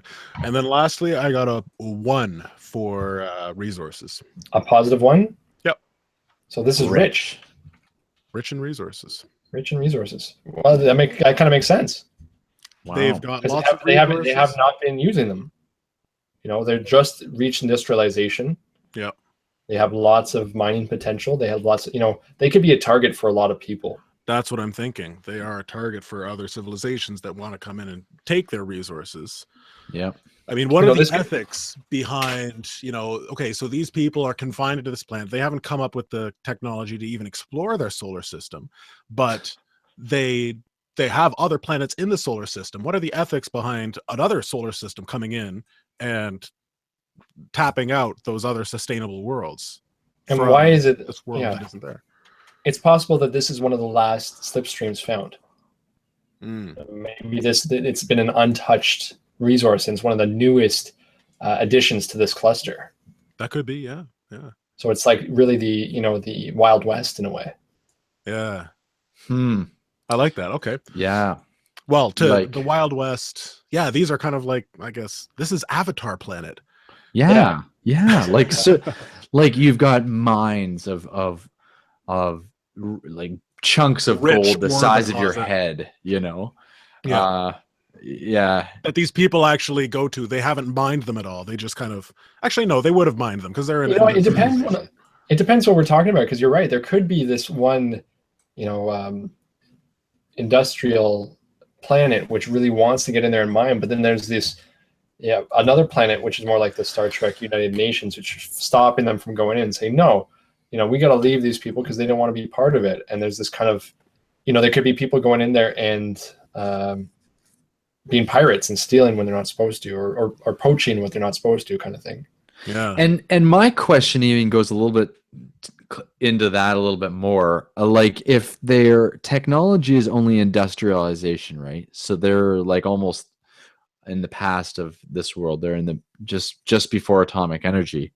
Are they aware of other solar systems? I would say so. Yeah, they're aware of other solar systems, but they might not know that there's life on them. And, I mean, if this is what Chris was saying, I do like that idea, right? That this being a new slipstream. And then, so that's kind of where I was getting. So they may be aware, but are they aware if someone from another solar system came and landed on their planet to steal resources, like maybe deep in the jungle, would you even be aware, right? Would they even be aware of that happening? I just want to read some of the posts because they're pretty clever. What do you got? David John says only the leaders know about their technological past. Oh, so it's kind of like a forgotten, almost like the ninth world in a way. Yeah, I like that. Mick Webb 90 says religious people that believe God gave them their planet, so they take care of it. Highly defensive tech. So any technology that they've created is to stop intruders, kind of idea. Oh, almost like like think of Wild Wild West, the movie, where it's like kind of industrial, everything's steam engine, but it's very much high technology. Old technology. I'm picturing with this world, I'm picturing that the technology that they use, they don't really understand. Like Numenera. Like it was a gift or something. Like it was a gift, and the leaders do know about it. It's kind of passed down through the leader knowledge. Who was it? Who posted that? Which one? The one about the leaders not knowing? Mm-hmm. Or one of the leaders? David Johns. David Johns again. I really like that because I can see this planet, because the technology that they're using is sustainable. It is not using up their resources too quickly or anything like that. And they've got a nice, steady growth. Right. And then Josh Guzman comes out with a law of technological stagnation imposed by an interstellar civilization. So Yeah. they're not allowed to advance their technology. Maybe it hasn't been imposed on the general public, but it's imposed on the leaders, and that's why. You know what I'm saying? That's interesting. That gives me an idea. I don't think I'd use the other entities like aliens or go with that, but I really like the idea of laws being enforced. Okay, Like, so I'm keeping that only the leaders know about their technological past, which has allowed them to keep equilibrium. Yes, but the only way that the leaders can maintain being the only ones who know about this technological secrets is very strict laws are in place. So you see this planet and you come down to it and it's gorgeous, absolutely stunning, like rich, lush planet with beautiful white buildings, ivory towers. But the people are kind of oppressed in a way, I'm imagining. Are you guys with me? like Singapore kind of thing, where like you can't chew gum because if you chew gum, you're going to destroy the sidewalks. Kind of thing. Like the laws are so rigid in order to protect this way of life. Yeah, yeah. And I guess it kind of reminds me of an if I got episode this right. So I'm going to say only the leaders know about their technological past. This has kept the equilibrium. Strict laws enforce this way of life. Mm-hmm. Okay. Anything else you want me to add? Oh, are you writing it too? I was just, I was trying to write it as well. But if you want to, I know you were doing it. Yeah. Okay. I was gonna ask, how do you picture the actual system? Like, is there a sun? Is there a star? Is it? I'm picturing twin suns. Oh.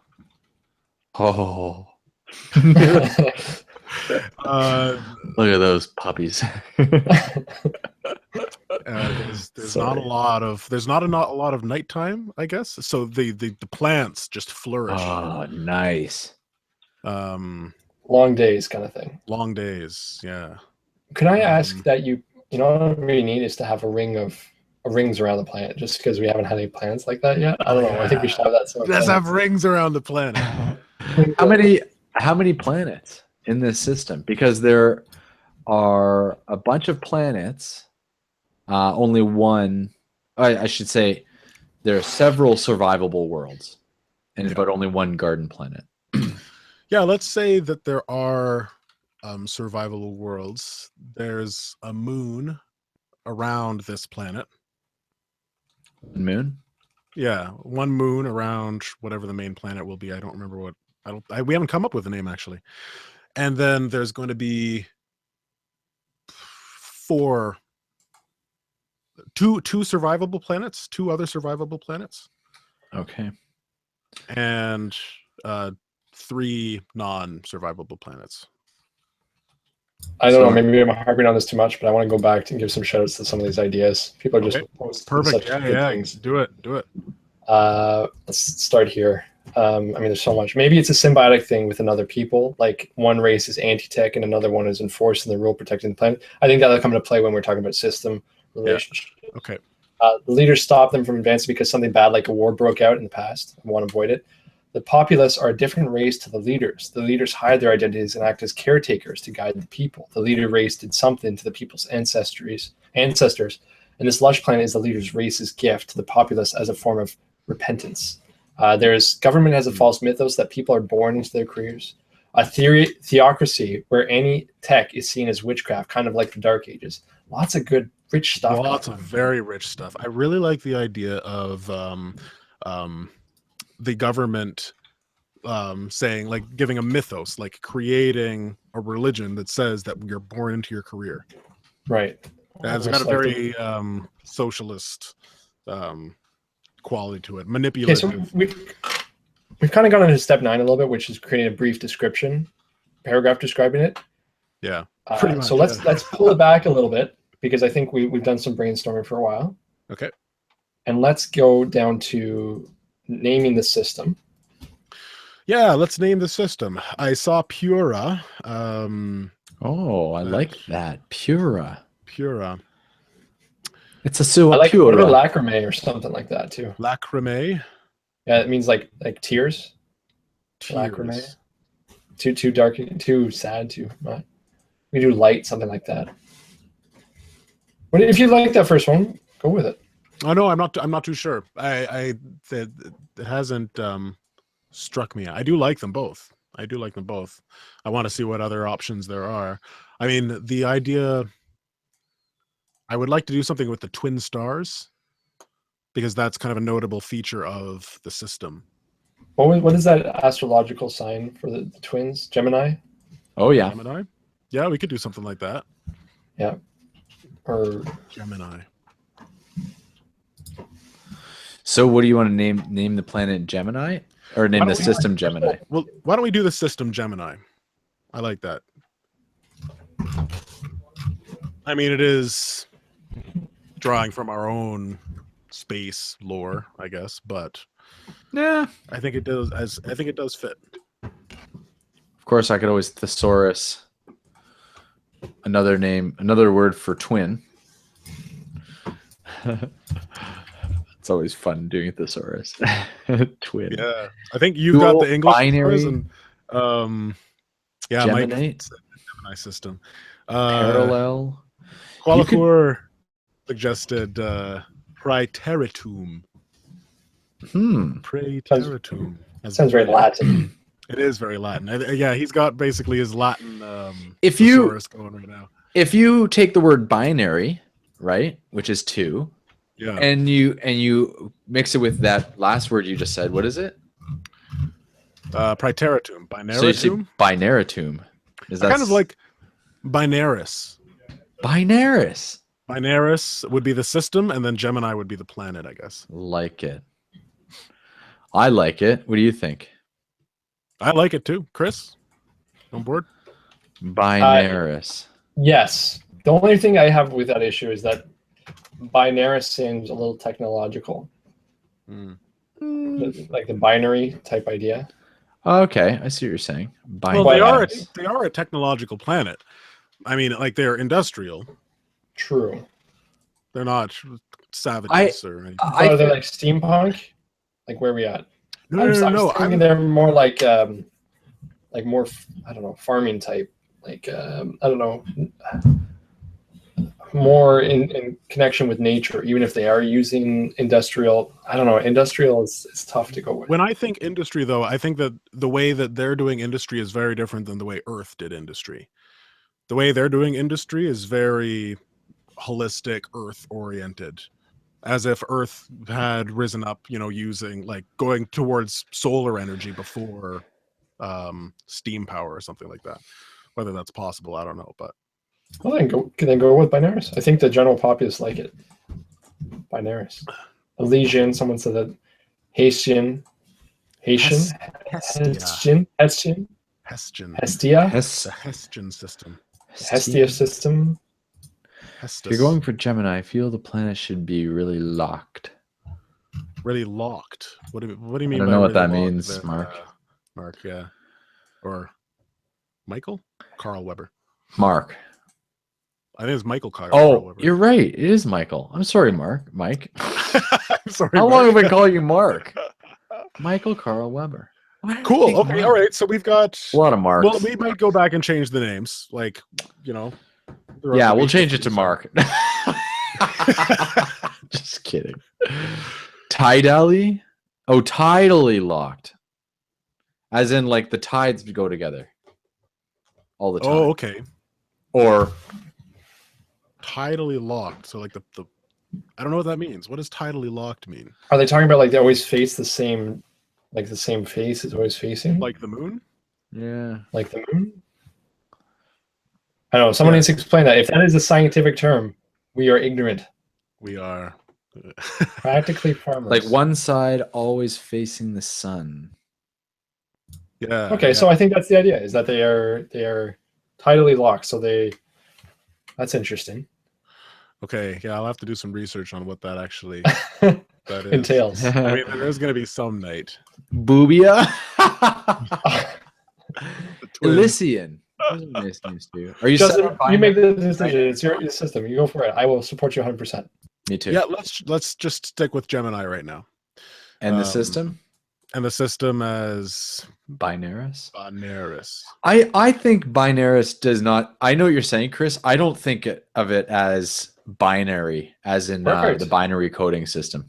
I think of it more. It does work for 2 planets. It does work. There's that kind of that works. Binaris. You know what though? I'm kind of seeing what Chris is talking about, because it might have like more of an ancient name, because Binaris is like something they would have named them like 100 years ago, but this civilization has been here for a certain amount of time. Let's stick with Binaris for now. Let's put a pin in that, and then change that later. Okay. So what's next, Chris? After aspects. We gotta get the aspects. So we'll give 2 aspects that reflect the unique identities based on the attributes. So let's go over the numbers again. I'll post them in the Discord, and we need to get some aspects going. Something that broadly describes the system. Nice aspects. Nice aspects. Something that describes the system and the system itself. Alex, before you hit refresh, can you look at the attributes, because I deleted it by accident? Don't hit refresh. Look at the attributes. Fuck, and I just did too. Do you remember the attributes? Are T-2. Okay, I'll rewrite them. Hang on a second. You got it? Because I can do it. T-2, I got it. It was. It just disappeared on me. It was E+2, E2, and then R1, I believe. Rich. Yeah. Okay. 1 garden and several survivable worlds. Yeah, that's right. T-2.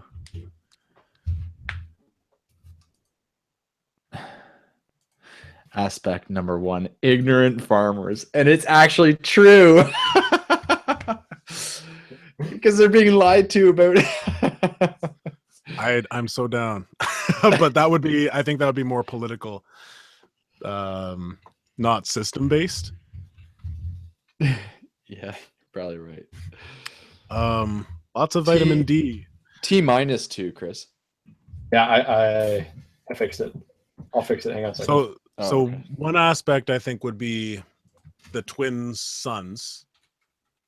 Something about that. The or tidal lock, whatever that means. Meaning it doesn't move away from the sun. I guess that's what I gather what he meant. It doesn't move away. So like the Earth is staying in one, or the planet is staying in one position. Well, I'm thinking as it rotates, there's one side that always is facing the sun. So like if you want a tan, you go to that side of the planet. Interesting. That's interesting. So then one side of the planet would be desolate. Or always in the dark. Yeah. Yeah, I mean, or maybe one side of the planet that does get a nighttime and a daytime. Because there's 2 suns, right? Oh. So then there'd be one area where it would be always day, one area where it's always night, and then like kind of a middle ground, like a halo of night and day, like a sweet spot along the meridian or something. That's kind of what I'm thinking. I don't know. What happened? It's very complex. It's gotten very complex, it seems. What, the whole system, or the whole cluster, or just this system? The world, the one garden world we're talking. All right, let's get back to the aspects, though. Let's get some aspects based on just the numbers, not based on the physical state of the world. Yeah. Okay, so we're talking that it's rich in resources. I mean, these are kind of aspects and stuff, but anyways, rich in resources, 1 garden and several hostile environments. Sorry, I was wrong. Rich. 1 garden, several survivable worlds, and industrialization. So, Chris, you should delete 1 because we both put 1 down. That's okay.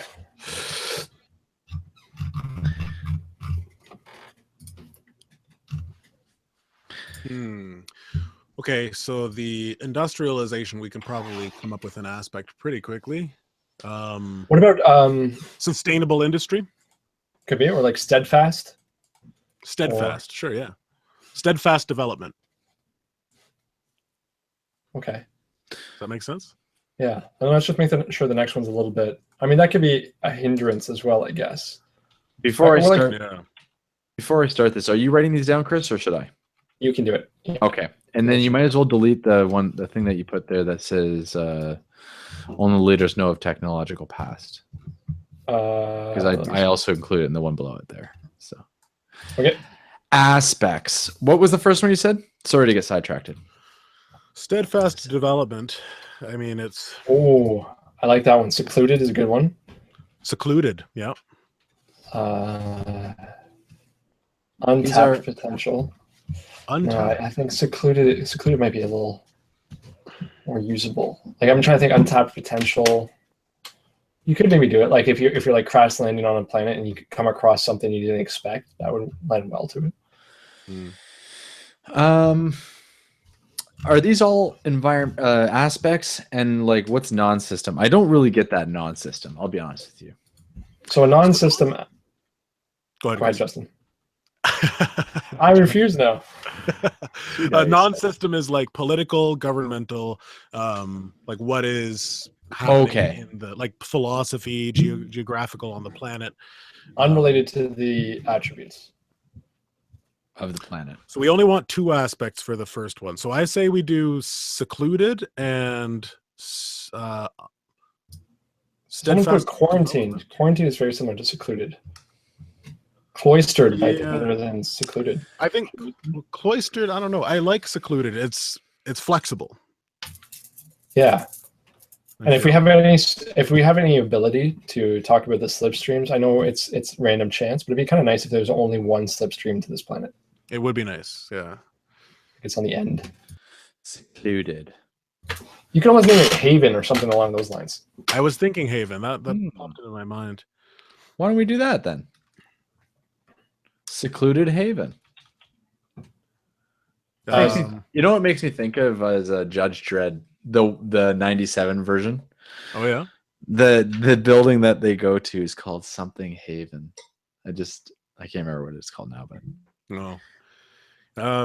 Yeah, okay. And then the political non-system ones. Doesn't have to be political. Do you want me to go over all the different ideas? Political, philosophical, geographic. Like brainwashing? Hydrography, local anything historic, you're right. Or something else entirely. Like maybe let's think big. Let's go something different than we've done in the past. I'm thinking like we could just say it's like in the middle of a siege warfare or something like that. Or something like what about like uber religious? What do you think, Justin? I like those ideas. Yeah, keep spitballing. Okay. I was thinking like doing what the man, but I guess doing what the man tells you, it's very similar to the last system we did, like the communist sort of. What about imminent destruction? And we're talking astrography. There's a asteroid or something that's on its direct path to the main planet. Very cool.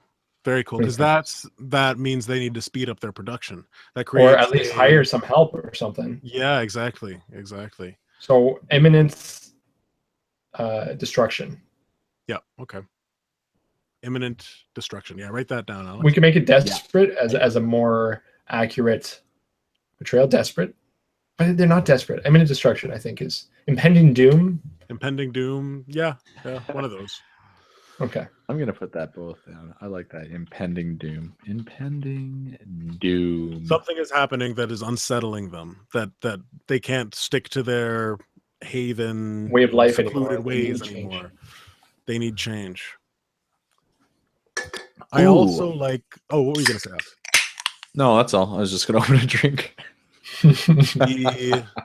Hunger for change. That's interesting. Impending boob. Also good. Geographical instability.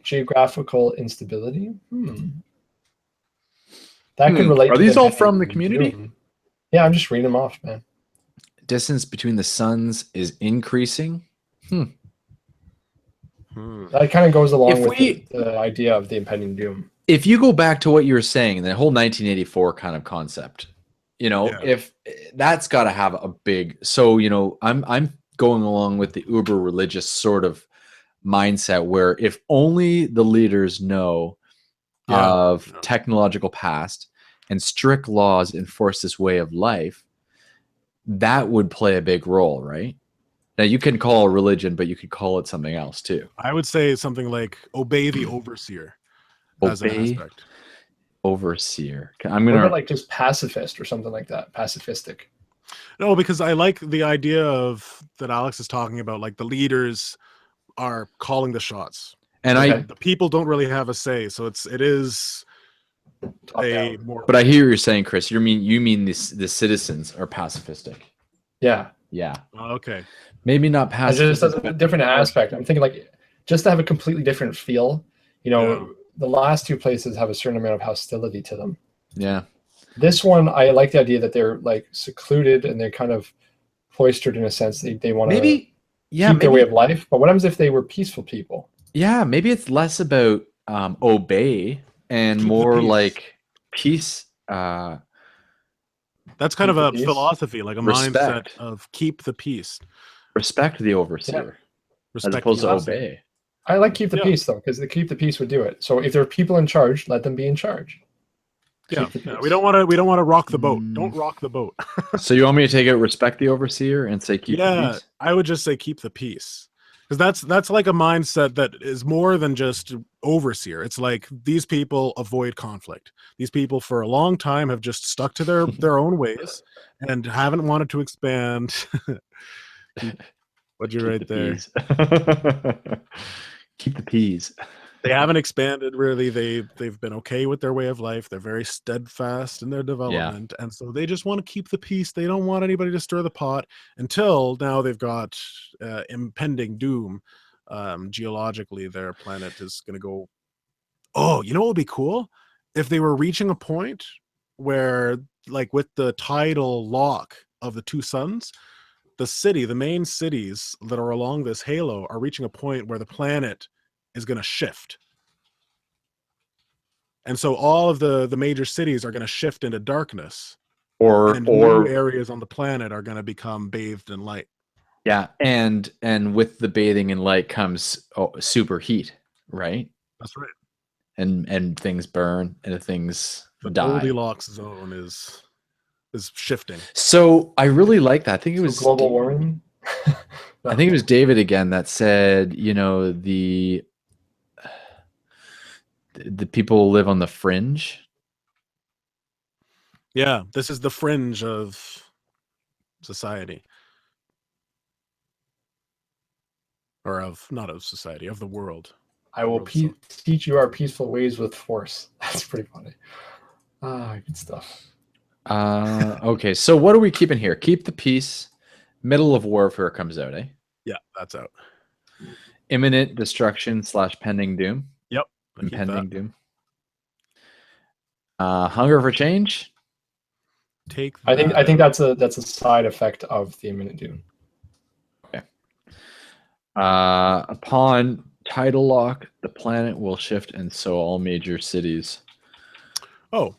Will move. That's a descriptor of the title of the impending doom as well. I think that's not an aspect. Yeah, that's true. That's true. Yeah. Okay, let's take that one out, and then we're good. So just impending doom. Yep. And then I'll take out asteroids direct path, and I'll put tidal shift. Tidal shift. That's cool. Okay. That is cool. That's like really unique too. It is a very unique system, I guess. It's unique New York. Unique New York. All right, I'll be right back, you guys. Do you want to start the next system? Yeah, let's sure. Do it. Sweet. All right. And we're back to Alex. So Alex, I'll take over as scribe. Excellent. Okay. And so looking at these, I mean, it looks like we've got some pretty good ones. 1, 2. Everything looks good so far, right? Yeah, I really hope one of ours gets a really high technological rating. I can't remember what it's called. I'm sure someone on the stream will remember. But there is a this thing where they wrap a star with this sphere that absorbs 100% of the energy. Huh. So the idea is like this, I don't know, metallic sphere. I forget what it's from. I think it was in a Star Trek or something like that. But they wrap the sun. I think that's a cool idea, as one of the systems is so powerful because they've mastered the ability to do them. Yes. And that's like their power generation, right? Yeah. As opposed to having power generation on the, you know, going back to what you were mentioning here before, these are like brilliant ideas if we were for the future, you know? Yeah. What do you mean by that? Like we can use it for like campaigns in the future? No. For like our life on planet Earth. All right, so we're going. So this is Binaris. So B1, right? Yep. B1 Binaris. Okay, so let's get you to roll some dice, Alex. We're gonna have you go to the very next system. Right. So dice roll number 1, 6, 4, 6, 4. So we've got +2. So Another +2? slipstream. Technology +2, is that right? Yeah, a +2, right? Because 4s are neutral. Yep. So T2, slipstream use. Okay. Slipstream use. Mark says to watch out for Klingons. Definitely. Oh, I love Klingons. We should never watch out for them. All right, what's next? All right. Next we have 2, 3, 3, 4. So negative, negative, negative, neutral. 3 is neutral. Okay, so -1 then. -1. So it's a survivable world. Interesting. Okay. Interesting. Yeah. So it's not nice. Not a garden world. It is not hostile, but it's survivable. Maybe like Mars kind of idea. Yeah. And then last but not survivable. least, how many resources in this system? Negative, neutral, negative, positive. Negative. So -1. Neutral, negative, positive. So 0. Negative, neutral, negative. What? Say that again. Negative, neutral, negative, positive. So 2 negatives and a positive equal -1, right? -1. Yeah. Yeah, you're right. Okay, so almost viable. Almost viable. Really, this is a very sparse sounding Yeah. race. What do you got? Yeah. So it's a T. You want to read it back, Chris? T2 slipstream use. E -1 survivable. R -1 almost viable. And I want you to keep in mind that these quotes or these little brief sentences are also just suggestions. So if we see that it's T2 or survivable, that can mean, or E -1, that can mean something completely different than just survivable. Yeah. So like hurricanes, or I don't know. Right. So it's another slipstream system so the technology is there, right? What's Zia saying? Water world with scarce desert islands. Oh, that's neat. Yeah. INVICTUS is a name suggestion. I like how people are getting quicker at this. That's cool. Yeah. I'm going to move yours all the way down to the bottom right-hand corner just for now, Alex. Okay. Just the first. Okay. Access. Now, I'm picturing, as far as the actual system, if it's a survivable world, it's not pleasant really. It's almost viable as far as resources. So not a lot of resources, maybe some minerals, but I'm thinking not a lot of vegetation. And being that slipstream, maybe it's an outpost. Maybe it's an outpost sort of system. Cool. So maybe we could treat it more like a space station rather than planets, because we gotta just think that it doesn't necessarily need to be planets and stars. You can think of other types of systems, so something you mentioned earlier was a nebula. Something like a cloudy nebula. Could you imagine that? Like a big pink and purple nebula. Yeah. So cool. I'm gonna ask maybe the let's start by describing. Let's describe the celestial bodies in this system. So you want like idea that it's situated in a nebula. Yeah. Okay. Situated in a nebula. There's not a lot of light, but maybe the light is reflective, because what is a nebula? It's all like gas in so plasma. We can almost say like an incandescence, almost reminiscent of the northern lights. Yeah, constant, right? So that's why nothing really grows on it. It's kind of not really survivable. What is that? There's gravity. So there is gravity and there is an atmosphere, but it's no, we don't know that there's gravity in atmosphere. It doesn't say that. Well, -2 says there's gravity, but dangerous atmosphere. And negative What, 3 did we says get a is negative gravity. 2 though? No, we only got a negative 1. That's what I'm saying. So there must be gravity, and there must be. And Godpool, I like that picture, but I'm still thinking pink purple. Pink You know what I purple. was like is the worlds in Guardians of the Galaxy, like when they pull up to that one that's the side that's just an alien's head. Yeah, You know what I mean? yeah. Like, it depends how we want to go with this. Like, do we want to stick more high science fiction, or do we want to have that fantasy element in it? Okay, here's kind of the picture in my mind's eye.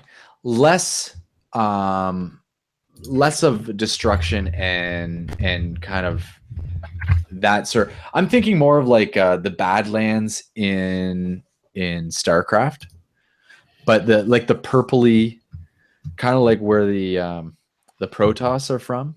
Or are you thinking of a planet? Yeah. The creep. Oh, okay. Yeah, like kind of like a darky blue ground, maybe like short, stubbly grass that kind of grows everywhere, but not a lot of plants. And the air is like really thin and windy. And so, Okay, so I'm going to say extreme alien environment. yeah, landscape. Yeah. And there's no sun. So the only light comes from, this nebula around it. So like the light is like always this low glow, pinky purple. So I've situated in a nebula, constant glow from radiation, extreme alien environment. Yeah. Cool. Okay. How many bodies do you want? Do you want is it an actual planet you're talking about? One planet inside this nebula? Yeah. One Keep it planet. simple. And it's like a small planet too. Single small planet. Maybe it's like the only planet that has floated into, I'm just say like an asteroid field or something like this. It's like a perfectly round celestial planet body that somehow escaped. And now we're kind of getting away from the hard science, It's Okay, like so I'm going to post that. So good. We have situated in a nebula, constant glow from radiation, extreme alien environment, single small planet in the nebula. Perfect. Okay. Put pink purple nebula. You know what I'm kind of thinking? I don't know. I'm wondering why this nebula is there. I'm wondering whether or not a star exploded years ago. Like this is the remnants of a dead star, yeah. And it's kind of like Phoenix rising from the ashes, a new hope kind of like. Oh, cool. So Alex, do you want me to put that? It's yes. The nebula that's formed from a dead star? Yeah, absolutely. Formed from a dead star. And I'm just going to post here. I found... how come that doesn't... Do you want to take over the scribing? Yep, I'll do it. I'm twiddling my thumbs. Here. So I posted a picture. The Space Purple Nebula one. You can post that actually into... If you'd like, you can actually put that into our table here. Okay, I will do that actually. And I'm going to do this because it's here. All right, cool. That is cool. Okay. And how do I do that? Oh, with a picture here. Pho1x. Oh, I like that. That Zia is actually suggesting that we have like almost a numeric naming for it. Something completely. Yeah. What'd she say? I think she has it like it's a weird way of saying Phoenix, but it's numbers and letters. So Pho5NIX. Yeah, let's do that. N1X 5 N1X, and it looks like Phoenix, but it's actually, just PH05N1X. Yeah, that's neat. I love it, Zia. And then I'm posting a picture in here. You know what? I'm wondering if the people that live on this planet are kind of mutated. If there's something about this environment that affects them and yeah. Okay. But they're very. Who says it has to be inhabited? Maybe it's alien race. Like I was gonna say it's not creatures. Yeah, it's not humans. Maybe they're something that's really proto humans or something like that. Yeah, they've got a thick skin that can really. Oh, David John gas people. No, I'm thinking something more animal, something that has a hard skin that kind of whatever their skin it's evolved to reflect their harsh radiation. Here's the challenge: we have this animal planet. How are they going to interact with the rest of the cluster? Well, maybe they don't. Maybe they don't. Going back to my StarCraft theory, is maybe they're just like the Gidgets that you can kill, right? They just eat the grass. They're like lambs, right? That kind of live on this planet. And so maybe they are the resources. Maybe they are the resources. Yeah, you can eat them. They have scales. They're like, they go from the size of a groundhog to the size of... delicacy in one of our richer planets or one of our richer systems.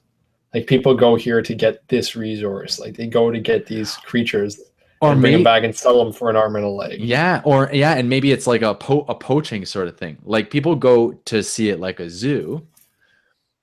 And maybe there's a diverse number of these creatures. Like it's not just this one creature, but they kind of all look the same, except they are all different sizes with different faces. Like there's all the creatures have the same skin, right? Like they all have this like pinky purple scales on them, but you might have a pinky purple scale type dog and then a pinky purple scale type deer, right? Very much like the Zerg. That's what you mean. Yes. So they all have kind of a similar...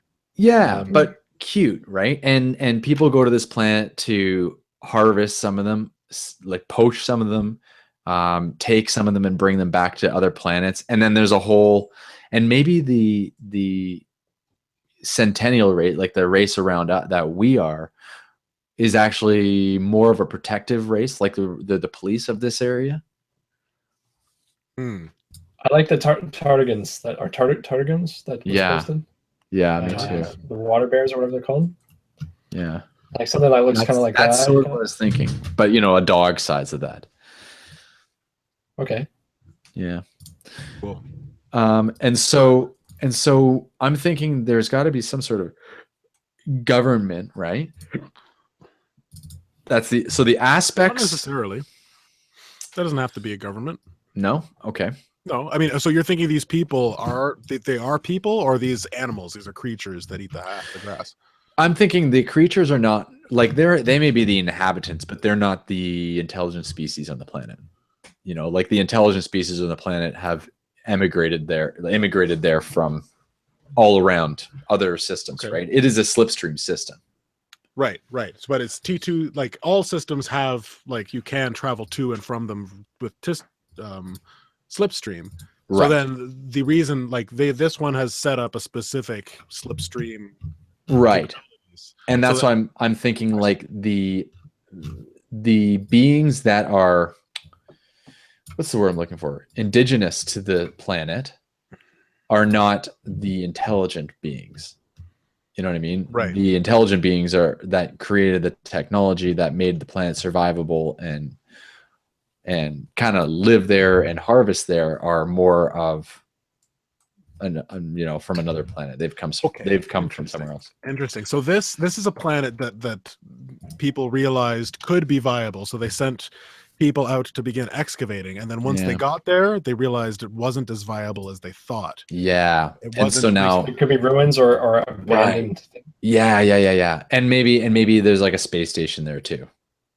Like the remnants of a lost society, like where maybe before the nebula exploded millions of years ago or something. That's a good aspect right there. Remnants of a lost society. Yeah. Let's do that. Let's say that. Remnants of a lost society. And we'll make it a trading outpost. Yeah. I mean, at the end of the day, why does it still exist? Because of its location. It's a trading outpost. Okay, so then the planet itself is a trading outpost, or the space station? There's a space station. I would say they're kind of one and the same. Like the space station needs the planet to orbit or something.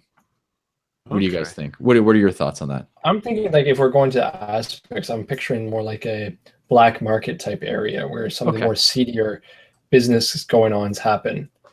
Okay. And let's make this one else is. Why would the enforcement come to this place? Because there's not a lot of resources here to be had. So let's do our business there where no one's going to bother us. Well, that's that's like a relationship.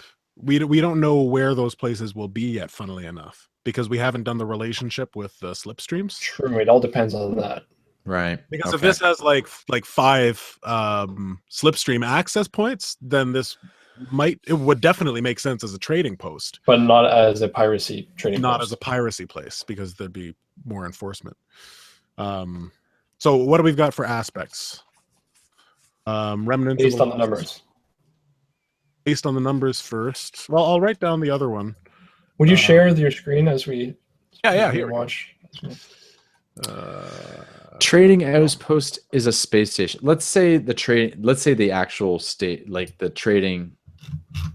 Let's say there's no floating space station. The space station is the planet. Let's just get that out of the way.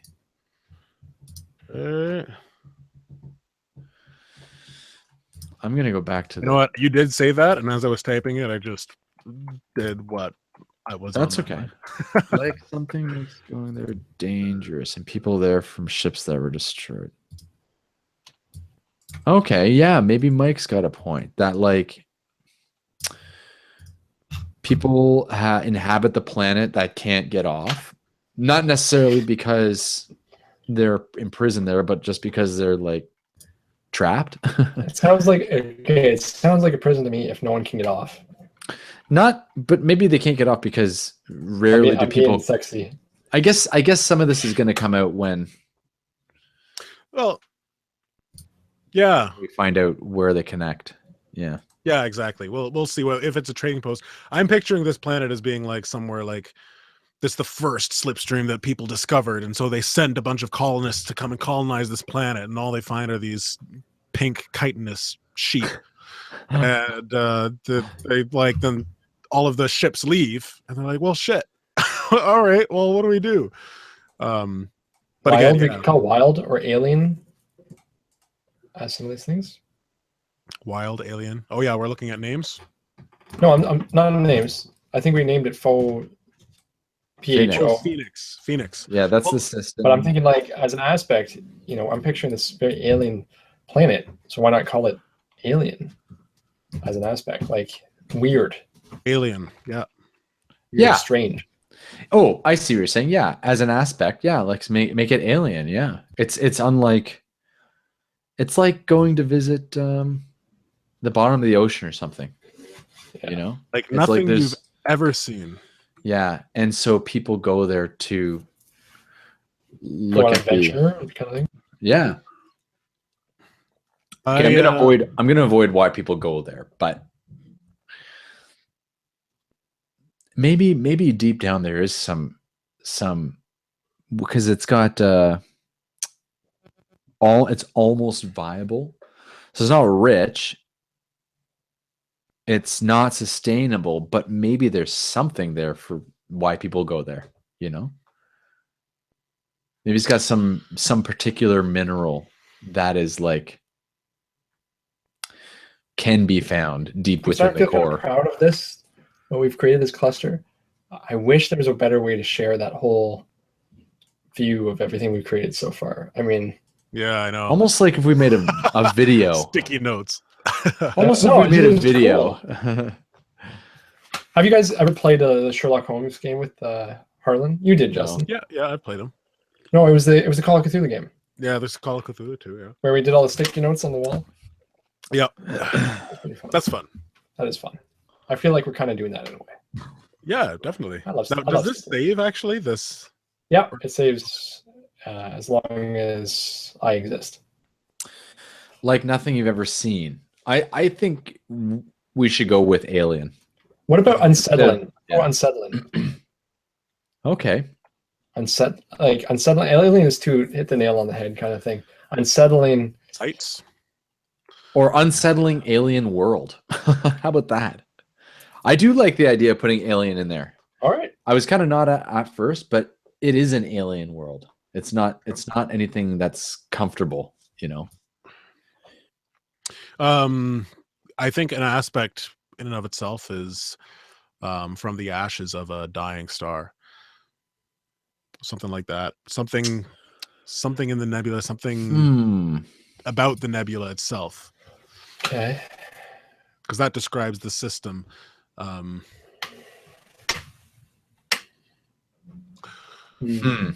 Toxic flow. No.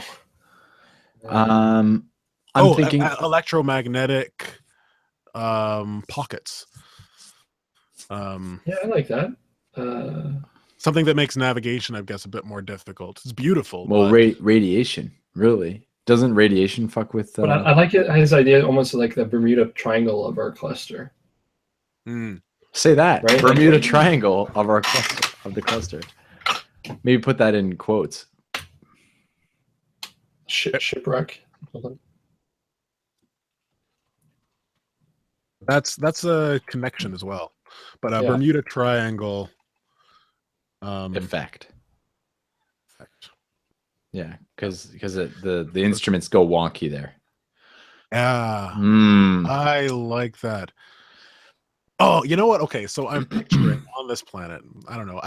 I'm still on the mindset that this planet is like a colony that people established because they thought it was viable, but then they realized it wasn't. And they just kind of abandoned the people there, like not like a prison, but just these people are kind of, for themselves. They have to figure things out, and then these like ships get like stuck in there. And these people are always hopeful. They were the most hopeful people of the civilization that went and be like, yeah, we'll colonize a planet. Let's do it. So they're like, okay, we gotta remain hope. We gotta remain hopeful. And then they see like, maybe we'll find some resources somewhere. And they find these ships just floating by and floating in. Maybe they think they're signs from God or something. I don't know. And you kind of have to scavenge to survive. And those ships, they get screwed up with their navigation and they're unable to leave. So it ends up being like this big circle of sometimes ships are able to get out, sometimes they're not. And it's like Godpool is really trying to get attention because he said it properly. Natural EMP storms. Yeah. Natural EMP storms. Let's put that down. Instead of the navigational Bermuda Triangle. Doesn't sound as cool. No. Storms. And then what's another I guess based on that, you could also put for a non aspect, what'd you call it? Non-system. Non-system is it's a natural prison, you could put. I don't know. Landlocked. Scavenge to survive. I really like that. Yeah. Even mysterious. I like that. Have you put down somewhere that there's a lot of these floating ships that have kind of been shipwrecked there? Because I kind of like that. Because like it gives a potential for people who are scavengers to show up and they're tempted to go in because there's all this nice technology or whatever, but it's so dangerous. How else could we say ghost town? Yeah. Is that kind of what you're getting at, Chris? Exactly. Like someplace that ships abandoned worlds. Abandoned ships. Yeah. How else could we say that stream?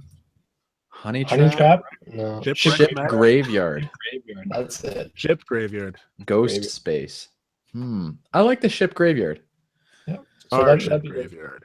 Robinson Crusoe on Mars. Lost in space. What's he say? Danger, Will Robinson, danger. Okay, ship graveyard. What about non-system owned by? I'm going to come up with a race now. Like, why don't we say like owned by the Cartonian Syndicate or something like that? Okay. What do you think? So it's syndicate territory, or owned by a syndicate. Yeah, kind of thing. It's like a territory owned by a syndicate. By a syndicate. Yeah, we'll keep it loose. Yeah. Do we want to say owned or it was like originally settled? Claimed. Yes, claimed by a syndicate. Because they don't really have any they kind of left, right? Yeah. Perfect. So but at any time that syndicate could come back and be like, give my shit. So for aspects, we have unsettling alien world, natural EMP storms system-wide, non-system, a starship graveyard, and claimed by a syndicate. Excellent. Love it. Love it. That's awesome. I feel like our systems are getting more and more. Oh, we got some pictures here. That's cool. Yeah. I like that. Those are coming from the stream? The stream. Oh, that's fantastic. That's fantastic. Thank you. Creatures that are living there. Brilliant. All right. So we are back to Chris. I think so that's the Phoenix system. Yeah. Let's call it by its real name, PHO5N1X. Yes, PHO5N1X, right? Of course. All right, I'm gonna roll. I'm hoping we get some big changes here. I'm hoping some, like Stone Age or Slipstream Math 3. I want something like that's the head of the kind of the strong unicorn, something like that. Technology -4. Yeah, so that's great. You might be able to work with that though. Yeah, you can work with whatever. Yeah. All right, we got 2. Oh, yeah, we got. Read them out. So we got 4, 4, 3, and 6. So 4 and 3s are blank. So +1. So exploiting the system again. T1. Okay. Here we go. And come on, big money, big money. Okay. -1, +1. So I got 6, 5, 2, 4. So the 4 is blank, 2 is -1, 5 and 6 are positive. So total +1. Yep. So 1 garden and several hostile environments again. Yeah. Oh, 1 garden and several hostile environments. So that's kind of like Slightly different. Earth. Yeah. That's Earth. Yeah. This is Earth so far. All right, and we got +1. So rich. All right, so this is Earth. Well, not quite, because we're not exploiting the system. Yeah, well, that's what they say in Diaspora, is that in the actual rule book, they say Earth is an example of T1, E1, R1. No, T1, T-1, E1, R1. T-1? Yeah, atomic using power. atomic power, like nuclear power. Are we? Oh, T-1. Oh, Yeah. That's what they said in the example? Yeah. T-1. I see, okay. But this is pretty damn close. This is like Earth in the future if our resources and environment stay the same. So rich in resources. And 1 garden and several hostile environments and exploiting the system. So... Okay, so let me think here. Let's talk about the celestial bodies to begin with, because that's where we should begin with. Mm-hmm. I'm thinking we go with a orange sun, very similar to our own, with 3 planets. I like Zero's name. Oith. E-O-I-T-H. Oith. Okay, so 3 planets. Yep, 3 planets. However, there is a space station that is the size of a large moon. That's no moon. Size of a large moon that is rotating the sun at a faster gravitational, like very quickly rotating around. I don't know how that would work because it would send kind it of further like away. Rotating in a fast orbit. Yeah, that wouldn't work because the faster the order, the less the gravitational pull. And we're going to go high fiction. So we'll say closely rotating the sun. And it can destroy would require a lot of special technology to. You're right. So that's fine because it's got. That's fantastic because that would mean that maybe this is a technologically advanced system. Yeah. They've just, instead of focusing on slipstream, they've focused on creating a space station that would be able to stay close to the sun. Right. Right, and that's absorbing the energy of the sun or something like that. Oh, going back to your idea earlier, like I wanted to use it. Absorbing energy of the sun and transferring that energy to the garden planet. What do you think about that? Well, I think instead of a garden planet, the garden planet I think is going to be strictly for agricultural. It's literally a garden planet. They use it for growing their food. Interesting. So they live on. Do they live on the? What do we have? What was the last roll? +1 as well. What's that? Rich was the last one. Right? 1. They're all 1. Yeah, rich. Okay, rich. How about say that they've actually stockpiled resources here? What about if, like you're saying, the garden planet, nobody lives on it, right? But instead of, like I was saying, you've got this space station that's giving energy to the garden world, in vice versa, you've got the garden world that kind of breathes, maybe even through a physical tube, breathes oxygen, breathes water and food all to the space station. You know? Okay, here's what I would think. They're rich in resources. They don't mind. They don't have any resources. They stockpile it to actually control the economy. So this is actually a place where, Read? you know, like actually like a city, like one of the planets is actually the only planet that's survivable, which is the garden planet, I guess, is actually completely covered. It's a complete city planet. Okay, I know it says a garden planet, so I'd have to think about how that would work. That's fine. Maybe that can't work. No, Okay, it so could work. No, it could be city planet where they use the rooftops and everything for their they harvest inside. They've got underground dwellings where they with artificial light. But correct me if I'm wrong. What's the space station for? We haven't. I mean, I don't know yet. It's just cool that it has one. But I was just.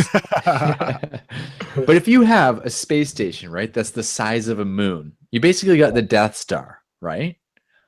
Now, we've got people living all around the circumference of the Earth. If you had people living all through the Earth, you could host a lot more people, i.e. on this space station, right? And if you only have the Earth as stockpiling food, it's basically just a big ball of gardens and water. I like that because that still goes with the fact there's still the rest of the planets here are uninhabitable. So they don't even, and that still goes with the rules because the space station is around this one habitable planet. And I like the idea that they're highly militant, very they have a lot of power when it comes to fighting. So the military, a lot of funding goes in the military because they're basically the bank of our cluster. They have all the resources. They control the economy. You know, they have whatever resource is really high in demand. They withhold it like diamonds to make sure that they control the supply and demand of it. And I wonder whether or not through their technology, they were able to see other systems with slipstream capabilities or come into contact through communications and realize, wow, there are other systems out there that are able to slipstream and jump between systems. We can't do that. We need an edge. And our edge is the fact that we have these resources. Yeah. And so what we'll do is we'll create all these weaponry to defend our resources. Yeah. As a bartering tool. I love that. And you know, they basically have this space station that protects their one planet that creates all of the resources that they'll ever need, right? You're smiling, Chris. Like just Josh Guzman said, it's Imperial Farming World. Yeah, exactly. Imperial. Yeah. But it's like Justin, you're sharing the whoops. That's okay, not a big deal. This wasn't just as long as you can click over your porno.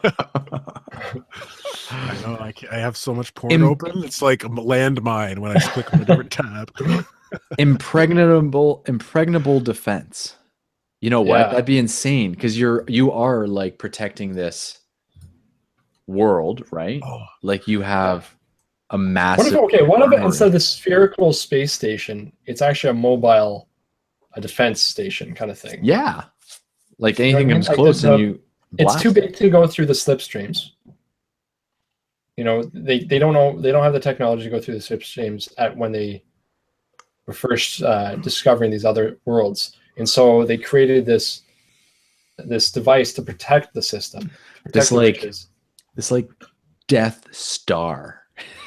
like a star size kills, creates a lot of death, you know? Or this life moon. But it doesn't vent well. It has a very subtle, way that you could destroy it easily twice in a row. Something like that. How about, if you take a sphere and you split it into 8, like this and like this and like this, right? And like this or whatever. Yep. And then if there ever is any planetary defense needed, it separates and all goes in separate directions and starts swarming the planet. Interesting. as individual space. I'm going to take that idea and I'm going to think about it for this You know what? You don't have to. I'm just. I picture so the main two, celestial bodies here are the planet, which is like a city planet, and then this space station. And I picture like there is a lot of glory in the hearts and minds of a lot of the citizens and kids growing up. I'm picturing teenagers growing up and saying, "Mom, Dad, I want to go work on the I'm applying to work on the farm space station." For the best of Tabasco. What's that called? Tabasco? Where the best of the best go. I want to go work with Tabasco. Those are the best of the best. We call them the Tabasco. Oh, that's good. What do you want to name it? Tabasco? No. That's what I'm wondering. Well, yeah, that's what I want to know. I mean, I feel like there's a relationship. There's definitely a relationship between the garden world and the space station. Right. All the scientists and everyone goes to the space station. Yeah, exactly. So it's like highly streamed. Yeah, like body too. All the ruling class as well. Tabasco. Zia is just gunning for it. Vamping on that. Tabasco. Tabasco. Not gonna happen. The eye of the sky. Bastion. Yeah. That's kind of cool. Perfect. Bastion works. I want to go work for Bastion. I'm applying for Bastion. My Bastion certification, Tabasco. You're not Tabasco enough. You're not the best of the best. Bastion. Only the Tabasco go to Bastion. Only the Tabasco go. You're ketchup at best. Love it. Okay, so we got Bastion as the name of the space station. Bastion Space Station. And then what is the name of, we need a system name and a planet name. How many non-survivable, how many hostile planets are there in I think I said 2 others. Non-survivable, how many hostile planets? Okay, that's a cool name. Let's do that. Hostile planets, how many? I think I said 2. Yeah, let's do 2. And I think they're close enough that you can actually see them in the horizon, on the horizon. What about the Reaper system? Sounds dark, but... Yeah, but it actually comes from the farming. Yeah. Potentia? It has a double meaning because it has the farming meaning and it has the highly military... What about something like Mike says, eye in the sky? It sounds silly, but at the same time, it might be kind of a neat name that people would give to it. I'm thinking that's more like a colloquial name. Yeah. I'm thinking. That's Bastion what is the name that we called it. No. That's the official name, Bastion. Yeah. But the eye of the sky is what people are like, oh, yeah, there's the eye of the sky. Oh. Always watching. Yeah. And what about the garden world? What's that called? Sherwood Forest. Yeah. Potentia. Polenta.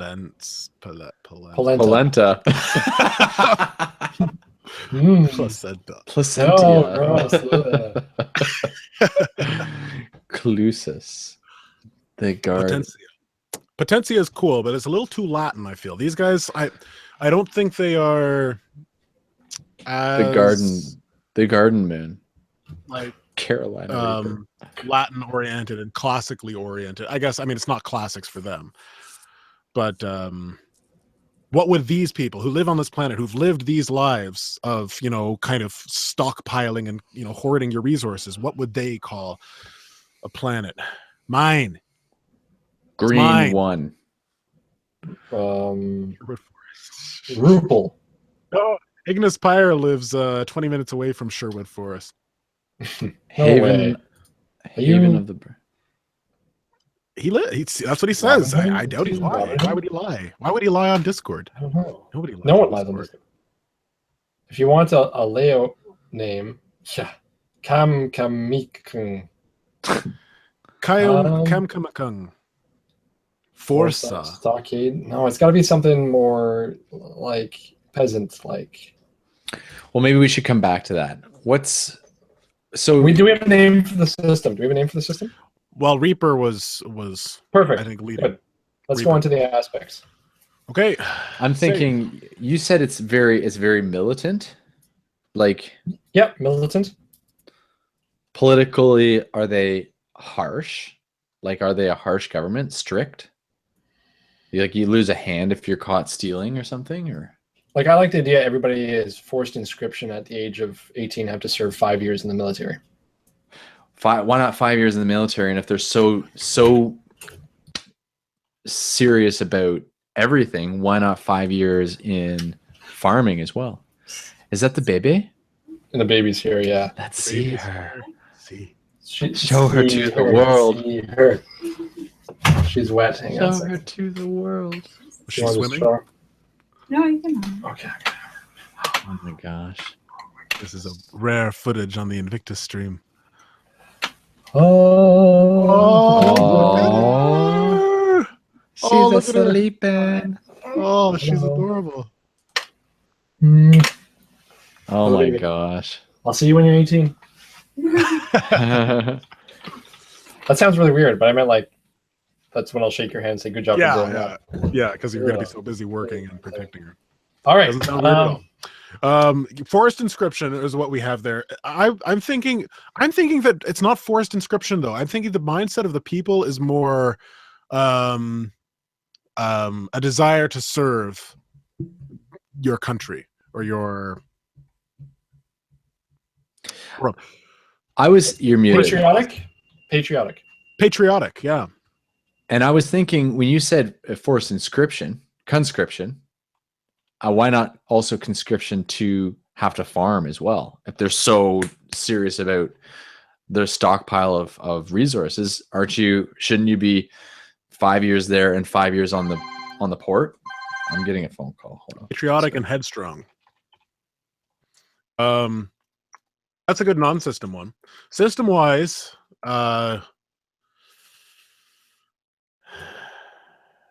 We need one more system-wide? we need two system-wide. I mean, what did you put system-wise?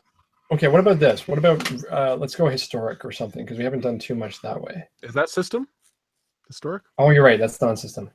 System-wise. Based on the stats. Defended, or based on the stats. But a good defense is a good offense.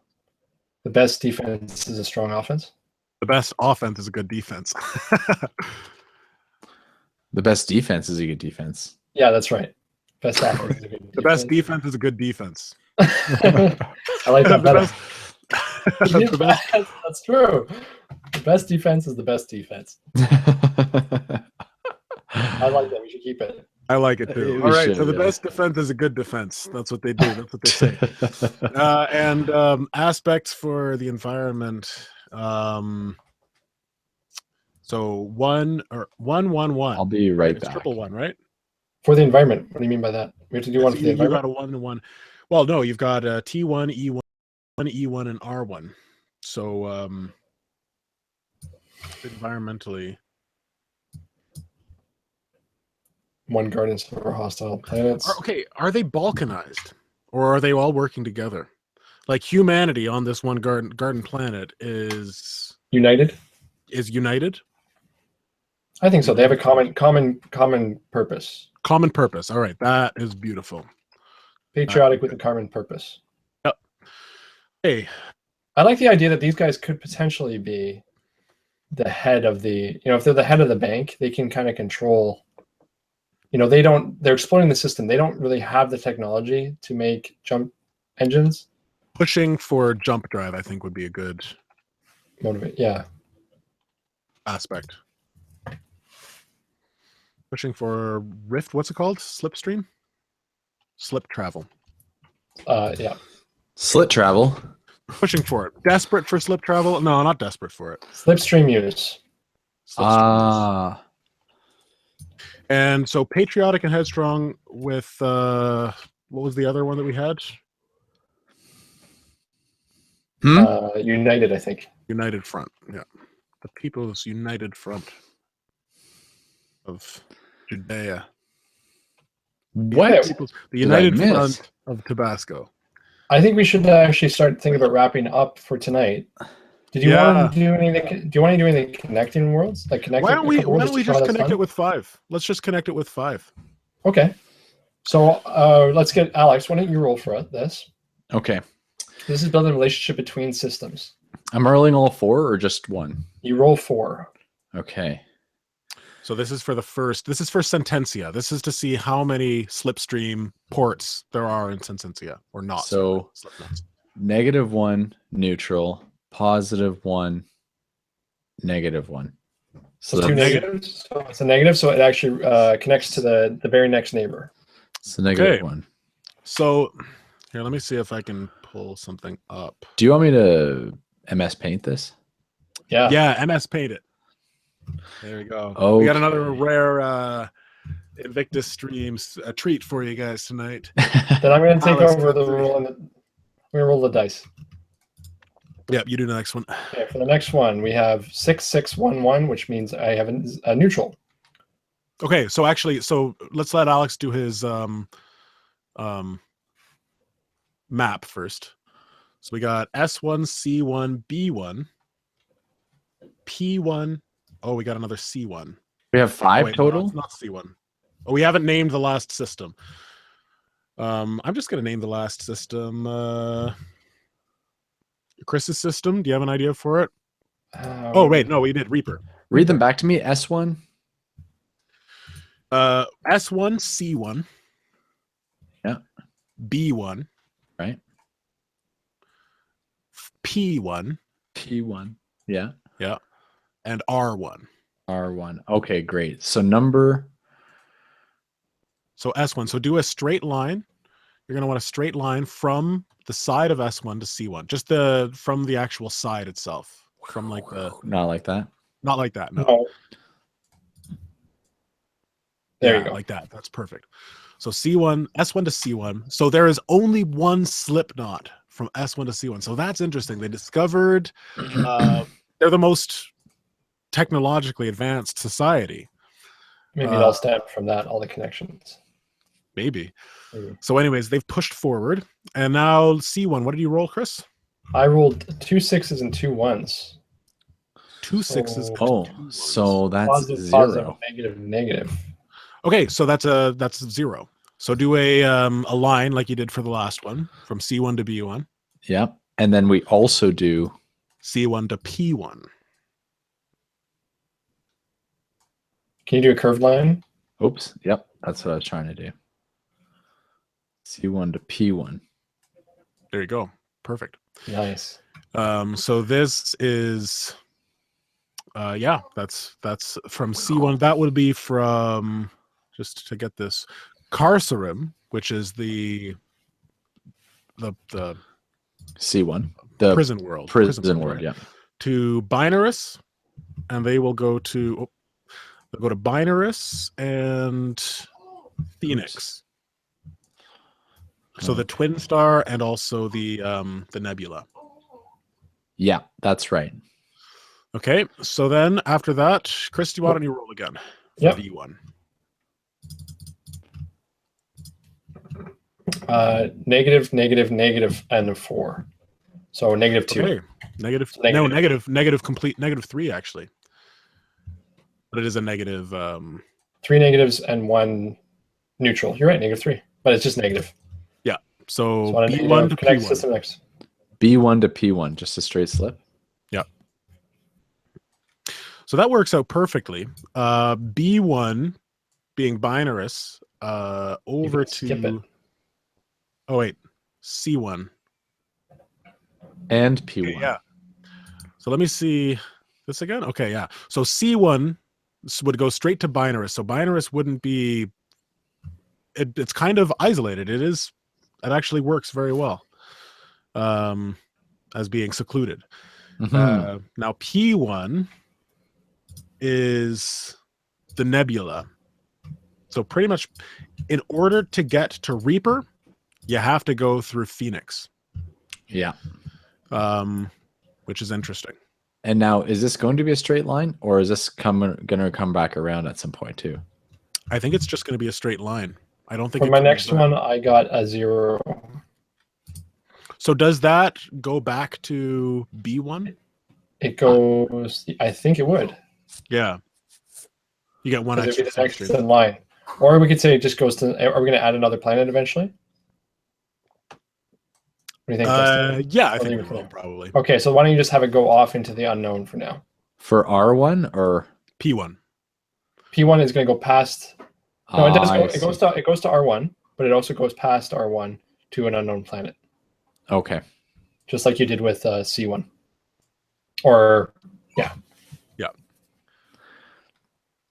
Maybe do it on the I'll other also side of do. it. Make it look cool.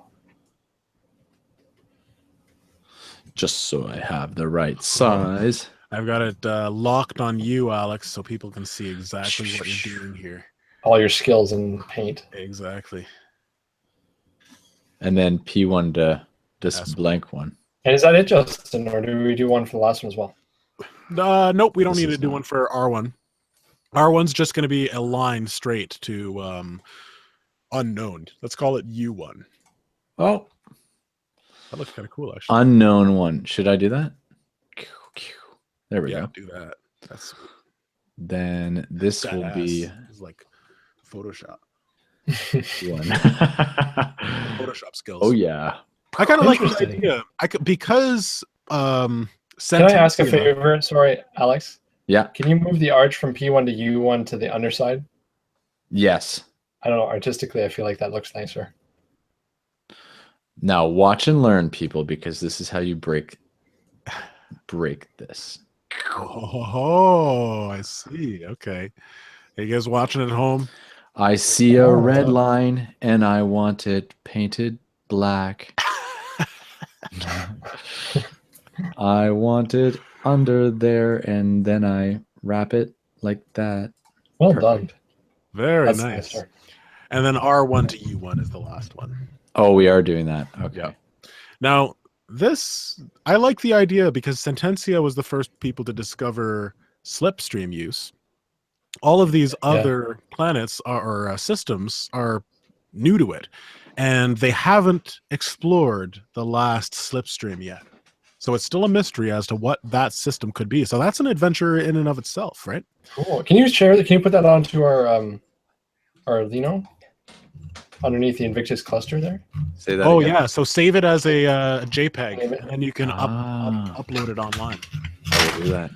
That's really cool. So that is the map. This is the map of the Invictus cluster. Give yourselves a round of applause, people, for coming up with all this stuff. And, That's great. thank you very much, everybody who was watching and was following along and giving fantastic suggestions. Godpool, David Johns, Zia, Ignis Pyre, Michael Carl Weber, Loren joined us at the end there. Mike Kyle joined us. God, I'm forgetting so many people, but thank you so much for joining us. We had a lot of fun, and we've created a world together that you guys had some serious input for. So I think that's pretty cool. I agree. I think that's And I think we need pretty to award nice. some endgame XP if we can. I think so too. It's Chris, hard to decide. you were Josh Guzman too. Yes, thank you for joining us as well. If you're still here, I would Chris, have to. let's If I could, I think John would deserve the endgame XP. John Guzman. Yeah, He had some really great. or even David Johns. I meant, but that was me. Oh. Johns. David he had Johns. a- he it's, had it's tricky. He's a got one of couple the times. A first. couple times. So I don't know. That's my opinion. What do you guys think? David Johns. He had some love really it. great ideas. Yeah. Absolutely. All right. Who the hell? David Johns, you are the winner of the Endgame XP. Congratulations. I'm trying to be quiet because the baby's home and sleeping now. Ah, yes. I don't have that problem. Again, thank you very much, everybody. That And was great, guys. I had a blast. You guys had fun Me too. too. I had fun. Yeah. And now we can actually move to the next step of this game and maybe play some Diaspora in the future. Yes. Yeah, And you know what's great. nice? Although it's just the three of us that created it, we now have the others can join us in playing it. You know. Yeah. Yeah. It doesn't have to be, and we'll I'd have be the upper happy hand. to add some more. I just wanted to point out one interesting thing I noticed. How PHO5N1X was, we weren't sure what was going to happen. And that seems to be the one that the slipstreams go to. Like that is going to be the trading post, really. That is the trading post. Yeah, let me see. Let me double check that. Can you bring it up again? Yeah, take a look at the oh, you've got it. It can also be that the ship graveyard, right? It kind of makes sense too. Yeah, exactly. Maybe people, it's dangerous to go through it. Although there it is. Here, I'll screen share it for everyone. Oh, have you got it? Yeah. Why don't we just kind of meditate on this for a little bit? Here. Here it is. This is the map. So we've got Sententia sitting by itself. They're desperate for resources. They've got to try to find somewhere else to go. So they have the technology. They've pushed to it, despite the health of their citizens and their people, and very unstably have pushed forward into the slipstream universe. And they arrive at Carcerum, which has three ports. It has 3 ports. Yeah. Carcerum is the prison realm, but there's also, I don't know, it's a prison, but it's got a lot of potential for travel. So I mean, that uprising that's happening might lead to something more, might even lead to the collapse of Sententia. Who am I to make these guesses? Speculate. Yes.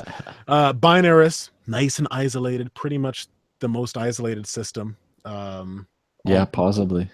Minus Sententia. S1, B1, and R1. Yeah. P1, you are absolutely right, is the hub. It has the most slipstream potential. It's situated in a beautiful nebula, but even because it's so it's so hard to, it's alien, and the EMP waves make it very difficult to get around. There's a lot of potential for high traffic and high accidents. So that's very cool. We got R1 again, which is Reaper. Again, the very military planet. Military system. They've seen into the rest of the universe. They see what's going on in the cluster, and they're preparing themselves for it. And they are pretty well isolated. But if they can get a hold on some of that slipstream use, then they'll be able to exploit it, and they're in a much better position than S1. That's for sure. That obviously depends on what is here, the unknown system here that has not been explored by Sententia yet. Do you guys want to take one quick minute and just roll? See what U1 is? I kind of like not known. Okay. Yeah, because like maybe like they've just only recently discovered the slip knot in Phoenix, and people have not boldly gone that way or something like that. You know what I mean? Excellent. Yeah. So we'll roll that when we start playing. And I'm picturing too the story of scouts from Sententia reaching Reaper and either being blown to bits or being sent back, with the tail between their legs. Yeah. Or welcomed. Or possibly welcomed. I don't think so, though. I don't get that. I don't know. Yeah. I think we need a superpower. I mean, we have Reaper as kind of the superpower, the control. Something's like something. Yeah. But Reaper's super powered, but they're limited. They're extremely limited because they can't use slipstream. Whereas Sententia is desperate. They've got the desperation of a dog in a corner. Yeah. I think what's interesting? Those are the 2 powers there. I think it's fantastic. Sententia and Reaper. It's very interesting because there's all sorts of positives and negatives that we've created for each system without even really trying. Like each one has its Achilles heel, Yeah. Well, which is exciting. I'm excited. It's a pretty strong system.